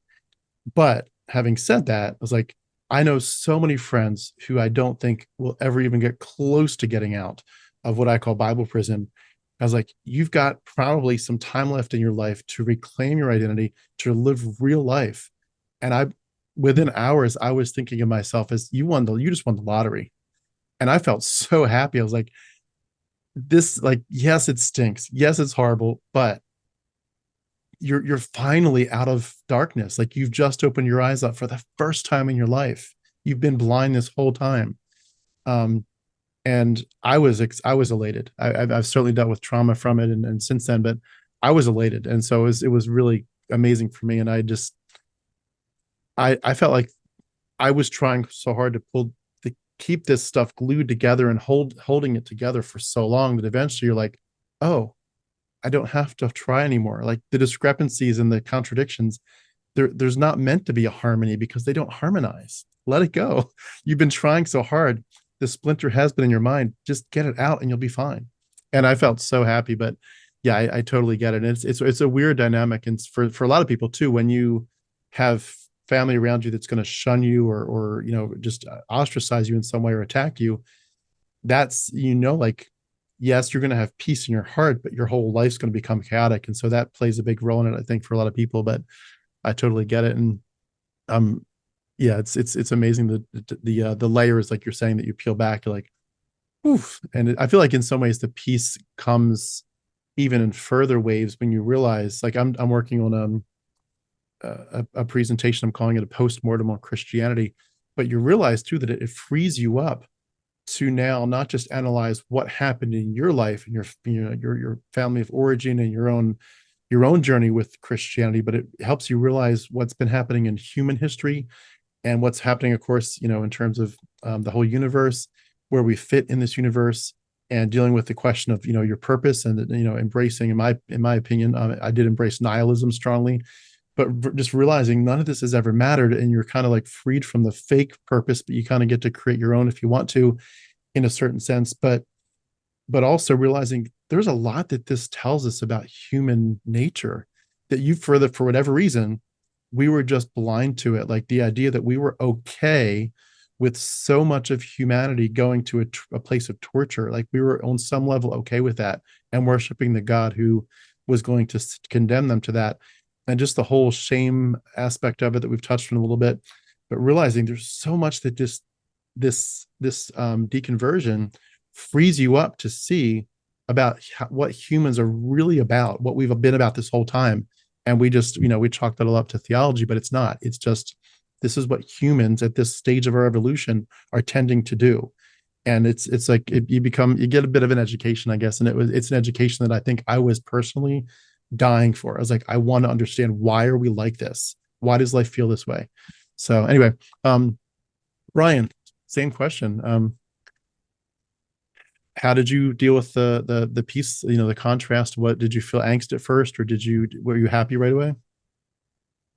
Yeah, if I remember, I was very similar to you, where I was just relieved of the exhaustion of having to make all these pieces fit that didn't fit. So for me, it was very much like, I think I'm this way a lot in life, but yeah, once the pieces came together and once it's like, oh, this is what I think about this now, I'm done. It was very much like, so yeah, I mean, we have friends, we know various people who came out of the church and are, went through a similar path and are just angry. And I don't find myself in that position. Like I don't have close friends in the church, which has actually been probably more painful than the actual postmortem of being a Christian. It's just, you know, not because there's been any spoken word of, oh, well, our friendship is not deep anymore. It's just because you're not in the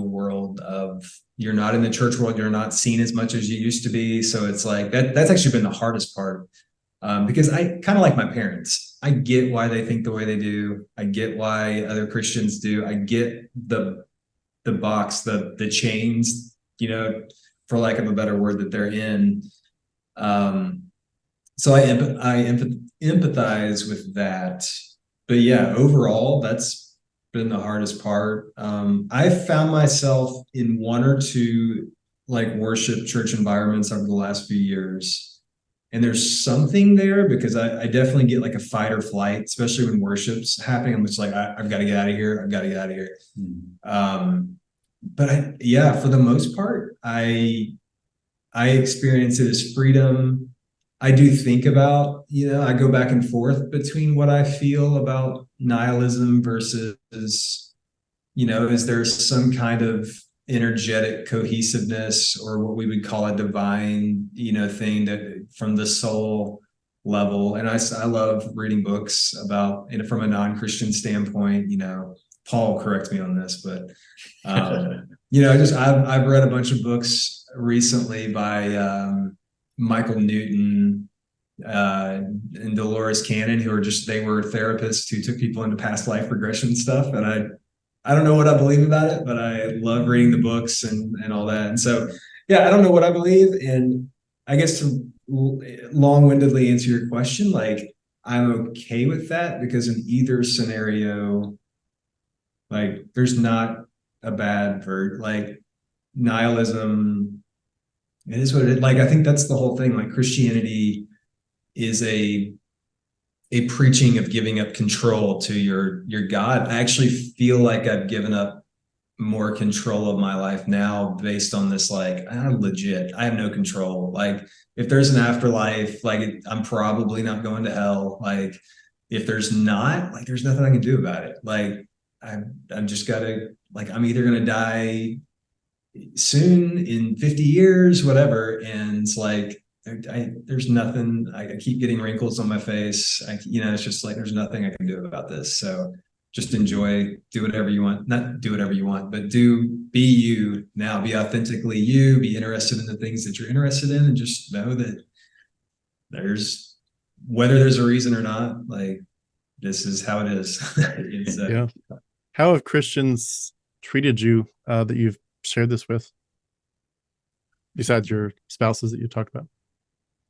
Honestly, I haven't had too many conversations about this. I will say I did have a conversation with my dad, and he was mostly, because my parents are still very much believers, and it was mostly went okay. He just kind of listened, and I just had to, kind of give him a boundary of like, look, we're going to continue this relationship in a positive way, especially with kids and you being grandparents. Let's just not have a whole lot of conversations around this kind of stuff. And they've done really well of respecting that. I got to give them some credit, but yeah, a lot of it, I haven't had too many conversations. It's still a little bit, I'm sure there's a lot of people that know. It's mostly been talking to the people that have also deconverted, to be honest. Brian and I still have a lot of friends that are in the church that still believe, and we'll converse here and there. And there's not really, it's kind of strange. And I know you've talked about this in your podcast before, Tim, but it's like not a whole lot of people are like, hey, how are you? Where have you been? What's going on with you? Like, you know, because as a believer, like, you know, like I said, I was that guy that would be talking to people at parties. Like the thought of someone no longer being a Christian was absolutely terrifying to me. And it's kind of weird being on the other side of it, and it's just like total silence, you know, in a lot of ways. Like they're not trying at all to bring the Yeah, conversation back to salvation. yeah, not at all. And some people I just haven't had the specific conversations about, but the ones that know, or the ones that can put two and two together, you know, pretty easily. It's just total silence. But I haven't had a ton of conversations, so I haven't had too many like negatives, but that's kind of what it's been like for me. Yeah. And Brian, same question. How have Christians treated you? Yeah, and going back, like I said, I've been divorced. You mentioned spouse stuff. I've been divorced for a year and a half, and we actually, ironically, kind of went through deconstruction at the same time. So we didn't have that whole unequally yoked. It was for other reasons that we. But from a personal life, yeah, that's been. I don't know. I feel like I had really. I'll actually tie that in the spouse thing. Like when I moved back to my parents, my family live like 5 hours away, my sister. So moved back to Memphis, still married, and was not going to church, but had this really got close to my ex-wife's family at the time, and like really just had a sense of like 6 months to a year of family, and we were kind of living in the suburbs of Memphis. And then I moved when we got divorced. I moved into the city of Memphis, close to some friends and just close to my community I'd had. And I don't know, it's been really hard this last year because I anticipated getting back around these people who were like family when I was in the church, like closer than my actual family. And I've gone out of my way to like really engage in a couple people's lives. And like Paul said, it's just like you are not, people used to be in their homes every week, Yeah. 1 to 2 times. You are not on their radar. They don't really show concern. And I've had some pretty straightforward, I haven't labeled myself as an atheist to anyone. I don't even know if I label myself that some days. But pretty straightforward about where I am. And gosh, I don't remember what the question was. I think I just wanted to say all that. Yeah, but it's been the hardest. I have not had a lot of like animosity or harsh things. It's just been people just disappear and like don't care. Like, and it's the weirdest thing. The problem is I probably would be the same way if I go back and forth. I see both sides. If I was in the church and and let's say I'm there and Paul did whatever he did, like, am I reaching out to Paul? I don't know. I want that. I don't know from a biblical standpoint, you're deconstructing is that one bubble of shake the dust off, that people view. It's like, look, I can handle somebody who didn't know God and like is in sin. I can't handle somebody who did know the goodness of God and walked away. So Yeah, it's such a weird place for them to put us in. It's like what category? We're not the clear extreme of Buddhists or Muslims or something where we clearly know where they fit in our theology. It's just like you were one of us, and now you're not one of us, but you knew enough, and then some. You maybe even preached it. You were in this enough to know what was at stake, and you still left. Like, how can you even leave? Like, there's no such thing as leaving. Like, how do you like go from complete light into utter darkness on purpose? And how do you claim that you're actually happier than ever? Like this it's just like it's either demonic or it's just weird to them. And it's hard for them to wrap their minds around. I think a lot of them too are just very intimidated because if you were involved in any level of ministry or theology, it's like anything that they could think of to say, you've already said it, and you've probably said it more times and better than them. So it's like, what can we say? You've been through this. I was curious though, with you both having children, how do you look at the idea of parenting and, the whole world shaping worldviews issues, as well as the question of autonomy, letting children develop their own, power, their own autonomy as they're growing older, but yet giving them full exposure to comparative mythology and things like that. But also, trying to protect them from the things that we would consider religious trauma. How do you balance all that? And how did you raise your kids once you deconverted? And how does it change how you parent from this point forward?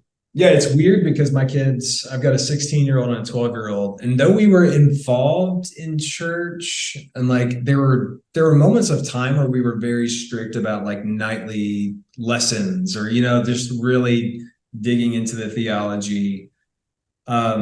I know this probably isn't the case for everybody. It was really easy for them to let go of I guess maybe their world, the worldview hadn't solidified in their mind as much, to where it's like, there were conversations I would have about how my ideas had changed about biblical inerrancy and God and hell. And so those major conversations I definitely had with them. So that kind of, you hope that you just alleviate any pressure. But yeah, one of my kids, I guess, through the deconstruction was 8, 9 years old. So still early on. The other was 12, 13. At that point, really had only been interested in the social aspect of church, even though we had led her through the sinner's prayer at like 8 or 9 years old. And, I had a thing pop up on my calendar the other day that said Ivy saved. And it's like with this recurring reminder every year, like, delete. So it hasn't been as difficult as I thought. I think that they are very much like me. And it's just like, okay, cool. We don't do this now. Like, you've explained enough. That's fine. The hardest part is living in the Bible Belt and like continuing, to live a non-evangelical life, especially at school, where just everybody, a lot of Sunday mornings, 9, 10 o'clock, especially with the weather recently, I'll take a 2 to 3 mile walk, and I pass a car every minute, somebody in a tie or a suit, and they're headed to church. It is. Mm-hmm. So yeah, I would say it's actually been more hard just to like be a human being who's not a Christian down here, probably from my kids' perspective, than it was actually leaving that. So. Sounds like there's probably a good chance that a lot of the religious trauma that we would have told in our stories is probably not going to be as painful for them. And it also, I would say the difference between my parents and me, like I still feel like I have to hide, even as a Christian, I feel like I have to hide a lot of myself. And this may be a personal thing. Like if you like really knew who I was, whether that be from a creative aspect or like, I'm pretty, from a humor standpoint, I like dark humor. And like, I just, it's just like, I've got these things. I'm like, if you really knew who I was, like, would you still like appreciate me or whatever? And so I do feel like this coming out of Christianity so early in my kids' lives has opened up this freedom where my kids are not afraid to, like, we cuss in front of each other. We listen to the same music in front of each other. Like they really want to portray like, you do not have to hide a thing from me. And that's so far, that's been a very positive aspect, where we're just pretty raw and authentic with each other. So that's so good. That's such a great point. I love it. Paul, same question. At this point, how does raising kids change post deconversion? Yeah, I think Brian's kids give me hope. He always gives me that kind of feedback, and I'm like, oh man, that's cool. That's great. I love that. I mean, my kids are very young. I've got an almost 3-year-old and a 3-month-old. So it's like, okay. But I mean, there's a lot of things I think about. There's a lot of fears about being a dad, especially what Brian said about like where we live. It's just oppressive here. It's just, everything is just so just shoved down your throat, whether it's just politically or conservative, just church on every corner. And I worry about what that might look like, kind of like he said, with like, whatever community they're in. And if I don't want them to feel isolated or different because of where they are or what they're not doing or what they're not believing. But yeah, I mean, my wife and I are starting to have conversations a little bit about what that will look like. And we definitely want to be honest about like where we are. We definitely don't want to shove anything down their throat. We want to, be very transparent about like, these are the different, religions, and these are philosophical, options, and want to steer them in the right way. But like, one thing I definitely am willing to fight for is I don't want them to buy into anything that says you need a cure. Like there's something inherently wrong with you. That's not something I'm willing to compromise with. So I don't know what that will look like growing up, but I don't want them to be raised with that mentality of there's something wrong with me and I need something to fix me. Existentially, whatever. So that's really important. And I just want to, yeah, it's really weird, like looking back at my own life and with my wife and I, and just thinking about all the different things we want to do for our kids, and to have, we want them to feel free and accepted for who they are and how they're raised, and just give them a good education on what the different things are, and not like hide it, like the truth or what our beliefs and experiences have been, and kind of let them, figure it out, and guide them along the way. Yeah.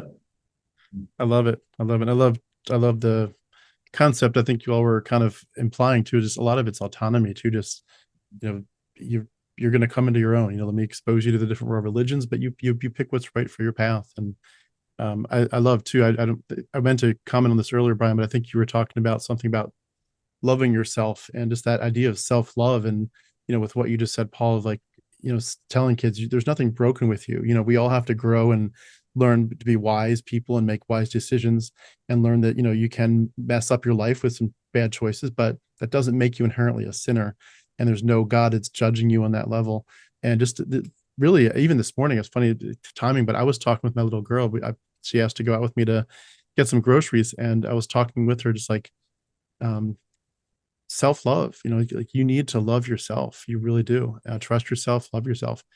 And it's such a different perspective from what I was, of course, grown up with, as that you're a sinner and don't trust yourself and lean not on your own understanding and all that stuff. I was just going to mention one other thing too, before we move on to the next question. In terms of raising kids, one of the things I like to recommend, and I don't talk about this probably nearly enough, but I love being able to give to kids the idea of the comparative mythology part of it. So just, for a couple quick examples, telling kids Dionysius, we used to turn water into wine, and he would ride into the town on a donkey. Zeus, the high god, he would cry tears of blood and water. Helios, the sun god, would wear a purple robe, and he had the crown of the sun rays around his head. Christ, of course, then has the purple robe and the crown of thorns. Hermes, what becomes the Flash. Hermes, he could walk on water with his golden slippers. And you get all these things, and it's a lot more with all these other gods, but you get so many of these stories that eventually I think it kind of inoculates kids against the idea of like, well, this one is the truth. Like everyone else is such a bad, that's mythology, but this is the real one. And when you show them like, no, this was what they were talking about for the couple hundred years up to the stories of Christ. And you're like, oh, okay. So it looks like that was either just like what everybody was doing with their religion, or they may have actually directly copied it from that religion to make up the Jesus story. And it feels like my kids, especially as I've done this with them, and I'm going to be doing a lot more soon, but it just feels like they can see through it all. They're like, yeah, I don't believe that stuff. And I always ask them like, hey guys, you're protecting your minds, right? Like, Daddy, you don't even have to tell us. We know it's not real. Which I'm like, okay, enough said. But it's good stuff. Comparative mythology to me was my saving grace, if you could put it that way. Before we wrap up, I do want to, at the very end, ask you to talk about your band. But before we do go to that final question, was there anything I didn't bring up or ask you about in our discussion that you wanted to touch on before we go to talking about your band? I think I'll just say in general, like, I think I'm like more at peace about the like afterlife, like death in general. Like before, there was a lot of fear around even like being given the like two very extreme, like here's what happens after you die. You know, like there's some weird dynamic with having like deconstructing hell was one of the like first things I did before I was even like not a Christian, like concepts around it.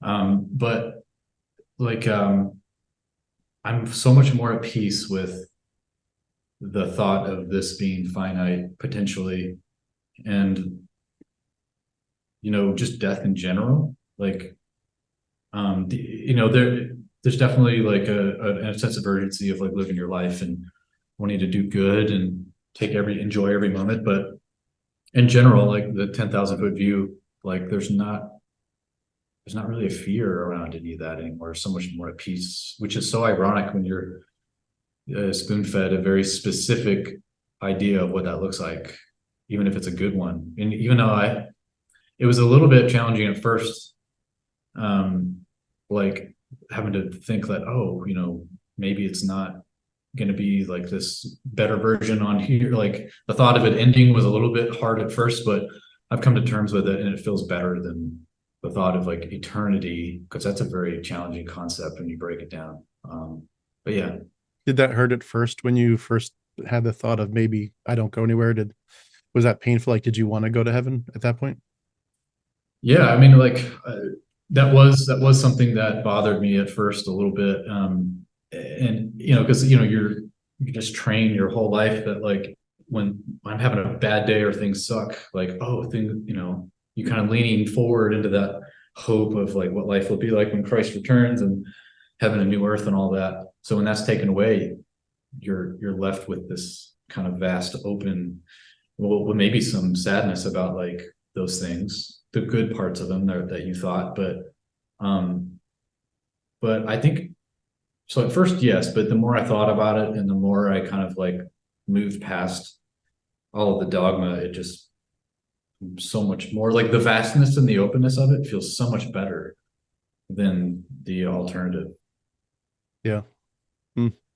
I know I've said this before, so I won't belabor this because it's probably a broken record for my long-term listeners, but I definitely still struggle with it. I wanted to live forever and I still do. And I didn't ever struggle with the idea of it's going to be forever.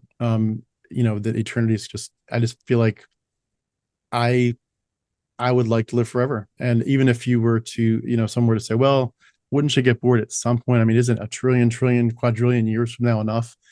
I always took it as like, you know, in the Odyssey where Odysseus is trying to get back home. And at one point he's, you know, stuck on that island and he thinks he's only been there for a few days. And the goddess that he's been there with, she's like, you realize you've been here for 7 years, right? He's like, what are you, 7 years? And he's like, it's just been a few days. She's like, no, it's been 7 years. And I always took eternity like that. Like it's not going to feel like eternity. It's just going to feel like even if you could spend a quadrillion years there, the next day it's going to feel like it just began. And like C.S. Lewis talks about, the next chapter is going to be so much better. And you're going to think this chapter was the best. It can only go downhill from here. And it's going to be so much better in the next chapter. I always took it that way. And just the culmination of, you know, Christian hedonism, that, you know, God gave us things like orgasms in life to illustrate how good eternity is going to be. But to think you can't, like the multiplier of an earthly orgasm to the heavenly orgasm, like you can't imagine the multiplier of how much better it's going to be. Not in a sexual sense, but just in the sense of your whole being is just going to shine and just be so glad to be alive, and just soaking everything up as if you just can't take the beauty. It's just you want to laugh and cry at the same time. It's just so beautiful to see God's face. I wanted eternity so bad, and I still honestly, it's still very painful to me. But it's weird how I've heard a lot of people say like they just like, nah, I don't want to. I wouldn't want to live forever, even if it was wonderful. Forever is too much. So yeah, I do want to live forever, and I still don't really know what I think about it, but I think I'm okay. I'm okay with it. Kind of like I said before, it's like if I'm not okay with it, I can't do anything about it. But yeah. There's still part of me that I guess maybe if I don't think about it enough, it's like I'm not thinking about it because I still think I'm going to live forever, you know. So who knows? Yeah.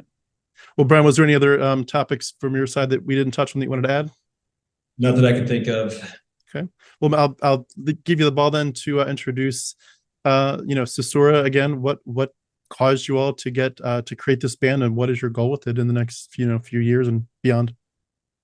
Yeah, I mean, I'll just say from the starting point, and you can get into some of the lyrical stuff, I'm sure. But yeah, I mean, we formed when we were very fresh on the deconstruction. Like not necessarily, but like I think we both were already deconverted, so this was fresh on our mind.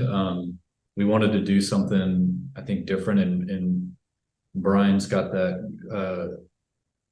He's bringing the lyrics and his songwriting, and I usually will take that and add some production and kind of try to finish it out before we get it mixed and mastered and everything. But like we definitely connected on that as far as the themes and everything. And there was a lot of conversations about how we were feeling, and a lot of writing for me was subconscious, and then it kind of came back full circle when I was kind of hear what pay attention to what the lyrics were about or whatever. But yeah, I don't know, I mean, you were kind of in a headspace for sure when this all started, and we both were collaborating on those themes for sure. Yeah, I mean, so it's kind of like eternity. Like it would be awesome if this band, like if we got big enough to do it, but there's another part of me that's just like, just be okay with just creating music. And I've always had that, again, you've always wanted to be Carmen or DC Talk or whatever, and then in worship world. So there's always a part that you're like, it'd be really cool if this got huge, but I feel like old enough and more like where it's just like, but it's kind of cool. I just like the idea of us having this body of music that we put out that kids, grandkids can be like, oh, that's my grandpa, especially in the internet age, it lasts forever. So I'm not really great at writing linear story lyrics. So for anybody who's listening to this and it's like you're gonna think you might be getting a story where it's like, I went to church and then I left, it's not like I tend to write a lot of lines about what I'm feeling. So there's a lot of, in the music, there's a lot of lines about like, there are some that are more obvious than others. We're actually on October 13th, depending on when this comes out, we're releasing the full 11 song LP. And so there's some songs that are very obviously, like there's one called Letters, and it's, the chorus is, I was born with your letters in hand, talking about scripture as if I had a choice. So that whole concept around like leaving, but like having like, this is the only worldview I was born into, and like I didn't have another choice. And there's another one that's actually out now. It's one of the singles. It's called Same Thing. And again, it's not linear conceptually, but the chorus is, I don't feel, what are the lyrics? I forgot the words. I don't see happy ever after. So it's that allusion to, I don't see eternity anymore. I don't see happy ever after. God abandoned me. If we go, but then it's like this community aspect, like this longing for community after church. I think that's a very hard thing, is finding community after church, after Christianity. And so, but anyway, if we go mad, let's go mad together. We are the same thing. So that whole thing it's about, eternity being gone, but like really wanting to grab onto relationships. And if this is crazy, then let's do it together. We're all the same thing, made out of the same cosmos, dust, star. It's just that concept. Like we're all humans. Let's be humans. And so there's a lot of little like lines through each of the songs that some touch on deconstruction. Some are like kind of cries out to like this God who I don't even know if I believe in anymore. And then there's some typical like pop songs about me having feelings for somebody that all interweaves. And I think those lyrics, the Same Thing lyrics, really hit me too. We're all made of the same thing, because that was, you kind of touched on it a little bit, like how important it was to kind of like lay the map of like humanity. And that was a really big part for me too, like going back, like what does this all mean, and how does this tie into like, why do we create religion, and it really, deconstructing has knocked down those walls of all the tribalism. And it's like, I look at other people as just human beings. We're all made of the same thing. And and just applying that worldview. And it's just been really helpful. So it feels tangible. It feels right for how I'm feeling right now. I love it. I love it. Well, I'll make sure too, as well, that as soon as we, there's links that I can share, please, everyone who watches it, please do go check out the links. You can go watch those music videos right away when they're available. And I just want to comment too. I love your last thought too, Paul, about just, that we're all humans. And one of the things that I think was such a big eye opener for me was not even an eye opener. It was just like a dynamic change, but like you suddenly switch from thinking everyone else that's not a Christian needs to hear what I have to say. And, like I'll listen to your worldview, I'll listen to your thoughts, but it's more just like so I can get my foot in the door and tell you about the gospel and Christ. And one of the biggest, best shifts in this whole thing is you begin to say, I need to just honestly be quiet and listen. Other people, other religions, other worldviews, other perspectives. Even, I'm sure some atheists might not agree with this, other atheists, but, even listening to progressive Christians, some of them have some good things to say, but just being able to say, I'm not here with an agenda and I really need to push it and make you listen to me. I'm really I like in a big picture. Yes, I'm fighting Christian nationalism. I'm fighting some different battles. I'm certainly fighting very hard against indoctrination of children and the psychological abuse that occurs there. But in the big picture, like of just humanity in general, you learn to listen a lot more and to hear other people's perspectives, and just to admit that we're all still kind of children. We're all still kind of children saying, I don't know. What do you think? I don't know. What do you think? And it's just like, we're not. And then there's some other quote I heard recently about, I'm probably going to botch it, but we're all just walking each other home. We're just people wandering in the dark, so to speak. We're all children with no real idea of how we got here or what's going to happen next. And we're all kind of scared of it. But you know what? At least let's have the humility to say, I'm not here to dictate to you what you need to think, and vice versa. Let's just admit we're all struggling. We're all hurting. We're all a little confused, but we're all really trying hard. We're really trying hard. And we're certainly trying hard, not just for ourselves, but we're trying hard for the next generation to get rid of some of the toxicity that we got, so that the next generation has a chance at least being happy and healthy in ways that we were not, and we would have loved to have experienced, but we can at least hopefully pass it on in a better way. And it's amazing, that freedom to be like, I don't have to be the voice in the room. The other voices, even other religions, they're allowed to have a voice at the table. And I do have some things to learn from them. And it's like, as a Christian, like, no, you all learn from Christ. You all learn from the Bible, end of story. Yeah. It's like that whole supremacy thing where I'm right and everyone else is wrong. And then you talk to another person from, another religion, and they have this different reasons that they're, trying to say the same thing. And it's like, but yeah, it's like, what do we actually agree on? Like trying to focus on that versus, trying to bulldoze everybody. But I'm with you too, though. There are definitely some very toxic things that I would like to see go away and set up some boundaries for. And, but I feel hopeful that we may get there. It might not always feel like it every day, but I think more and more people are starting to, I think, catch on to some of this. And the internet, just having information. I mean, I think that's the biggest thing. Yeah. Comedian Nate Bargatze has in his recent video talks about how he grew up in the most Christian 80s and 90s. Parents were the most Christian parents, but it's, as we've gotten into the internet age, like it's just so easy to access information that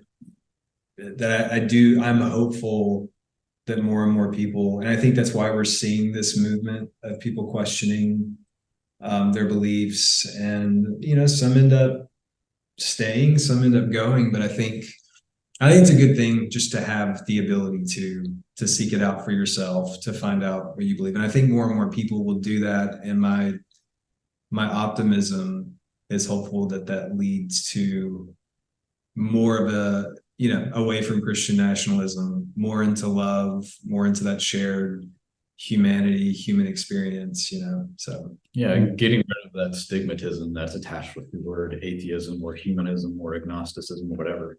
Yeah.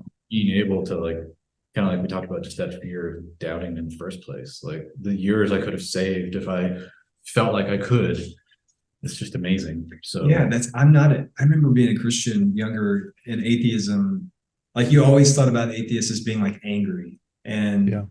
I'm not angry. Like I'm actually, and I'm okay. It's just, I don't know. I feel more open and loving now as a not an evangelical Christian than I did as a Christian. So, yeah, I've tried to describe that. It's like I've become more empathetic for other people, and I am also very passionate about certain things too, because I care about people.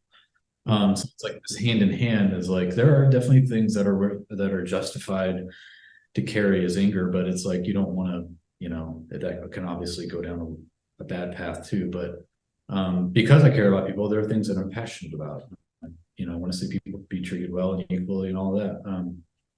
So yeah, I think a lot of that comes through in what we're trying to do with this band, and we're just hopefully just being authentic with how we're feeling at the time. And a lot of these songs are a good snapshot of what we have gone through and what we feel like. And we want to try to play some live shows. We played our first live show last year that went great, and we want to play more and hopefully play some bigger venues and different things. And we might start later this year and definitely next year continue to promote the album and play some shows. And it's definitely a more energetic 11 songs than the first 5 that we did, like an EP last year. And so I'm really excited about it.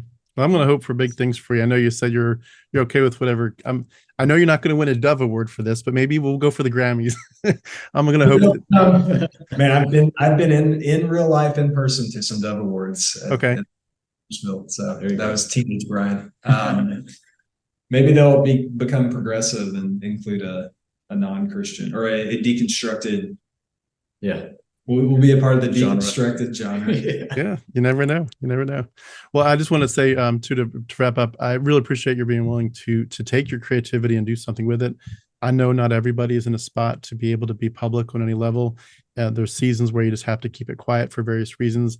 But obviously, those of us that have been more vocal, we understand, many of us, that, sometimes you do lose a lot, and it comes with a cost. We did count the cost. We knew that you had to develop a thick skin and be prepared for some of the losses that would occur when you do come out and speak about this stuff. But, knowing that pain is there, sometimes I can appreciate that, that you guys, you took the harder road in some, arguably, to be able to speak up. But in the long run, I think it's just such a beautiful choice, because there's so many people that, like that saying goes, like your story might be someone else's survival manual, and your songs, you never know, but someone else might be just in the depths of despair, so to speak, at the situation, and realize there's other people. These Paul and Brian have walked this dark journey before me, and they can testify it gets not just better, it gets exponentially better. So maybe I'll be okay too. And just the blessing of being able to help people through this journey, it's such a good thing. So thank you for being willing to be public and to use your creativity in these awesome ways. And honestly, I'm very jealous of your musical skills. I'm like trying so hard to figure out even like what certificates or training or courses to take someday. I want to honestly follow in your footsteps. So very jealous, but thank you for using your gifts this way. Just start pushing buttons and tweaking stuff, man, and just start from there. Hillsong has got a great university. Hillsong University in Australia. Check them. Exactly. Either there, I'll stop at Bethel on the way back. Yeah. Well, I just want to say thank you again, everyone. We've been speaking with Paul Vinsonhaler and Brian Kruzan. Thank you, gentlemen, so much. It's so great to get to know you. Great to hear your story. Can't wait to hear your new album when it comes out here shortly. And again, everyone, please go like and subscribe, check it out, listen, support them in any way you can. And I definitely look forward to just hoping this thing just blows up in ways that you can't imagine. But thank you for your influence and your help for the community. We really appreciate it. Yeah, and thanks for your channel. I love it, and I appreciate what you're doing as well. It's really important. A lot of really great stories that have helped me too along the way while I was deconstructing. Just hearing other people talk about what they've been through can be really helpful. So I appreciate what you're doing as well. Yeah, this has been great. I'm grateful that we got to be on here, and thank you very much for what you're doing. Thank you so much. Yeah, it's very cathartic to me too as a host, and just to be able to hear people's stories. It's like, and honestly, I feel like I'll just say this one more thing. So many of the insights people bring, I'm like that. I try to tell my story but I couldn't remember it all. But, you know, Paul said something or Brian said something, somebody said something like, that was part of my story too. I forgot about it, but that was actually a big deal. I love it. It's very cathartic for me too. And I think it's definitely building the community up. So thank you for that word of support. Well, everyone, again, we've been speaking with Paul Vinsonhaler and Brian Kruzan. Gentlemen, let's do it again sometime. Thanks so much. Thanks a lot. Thank you. Yeah. Thank you.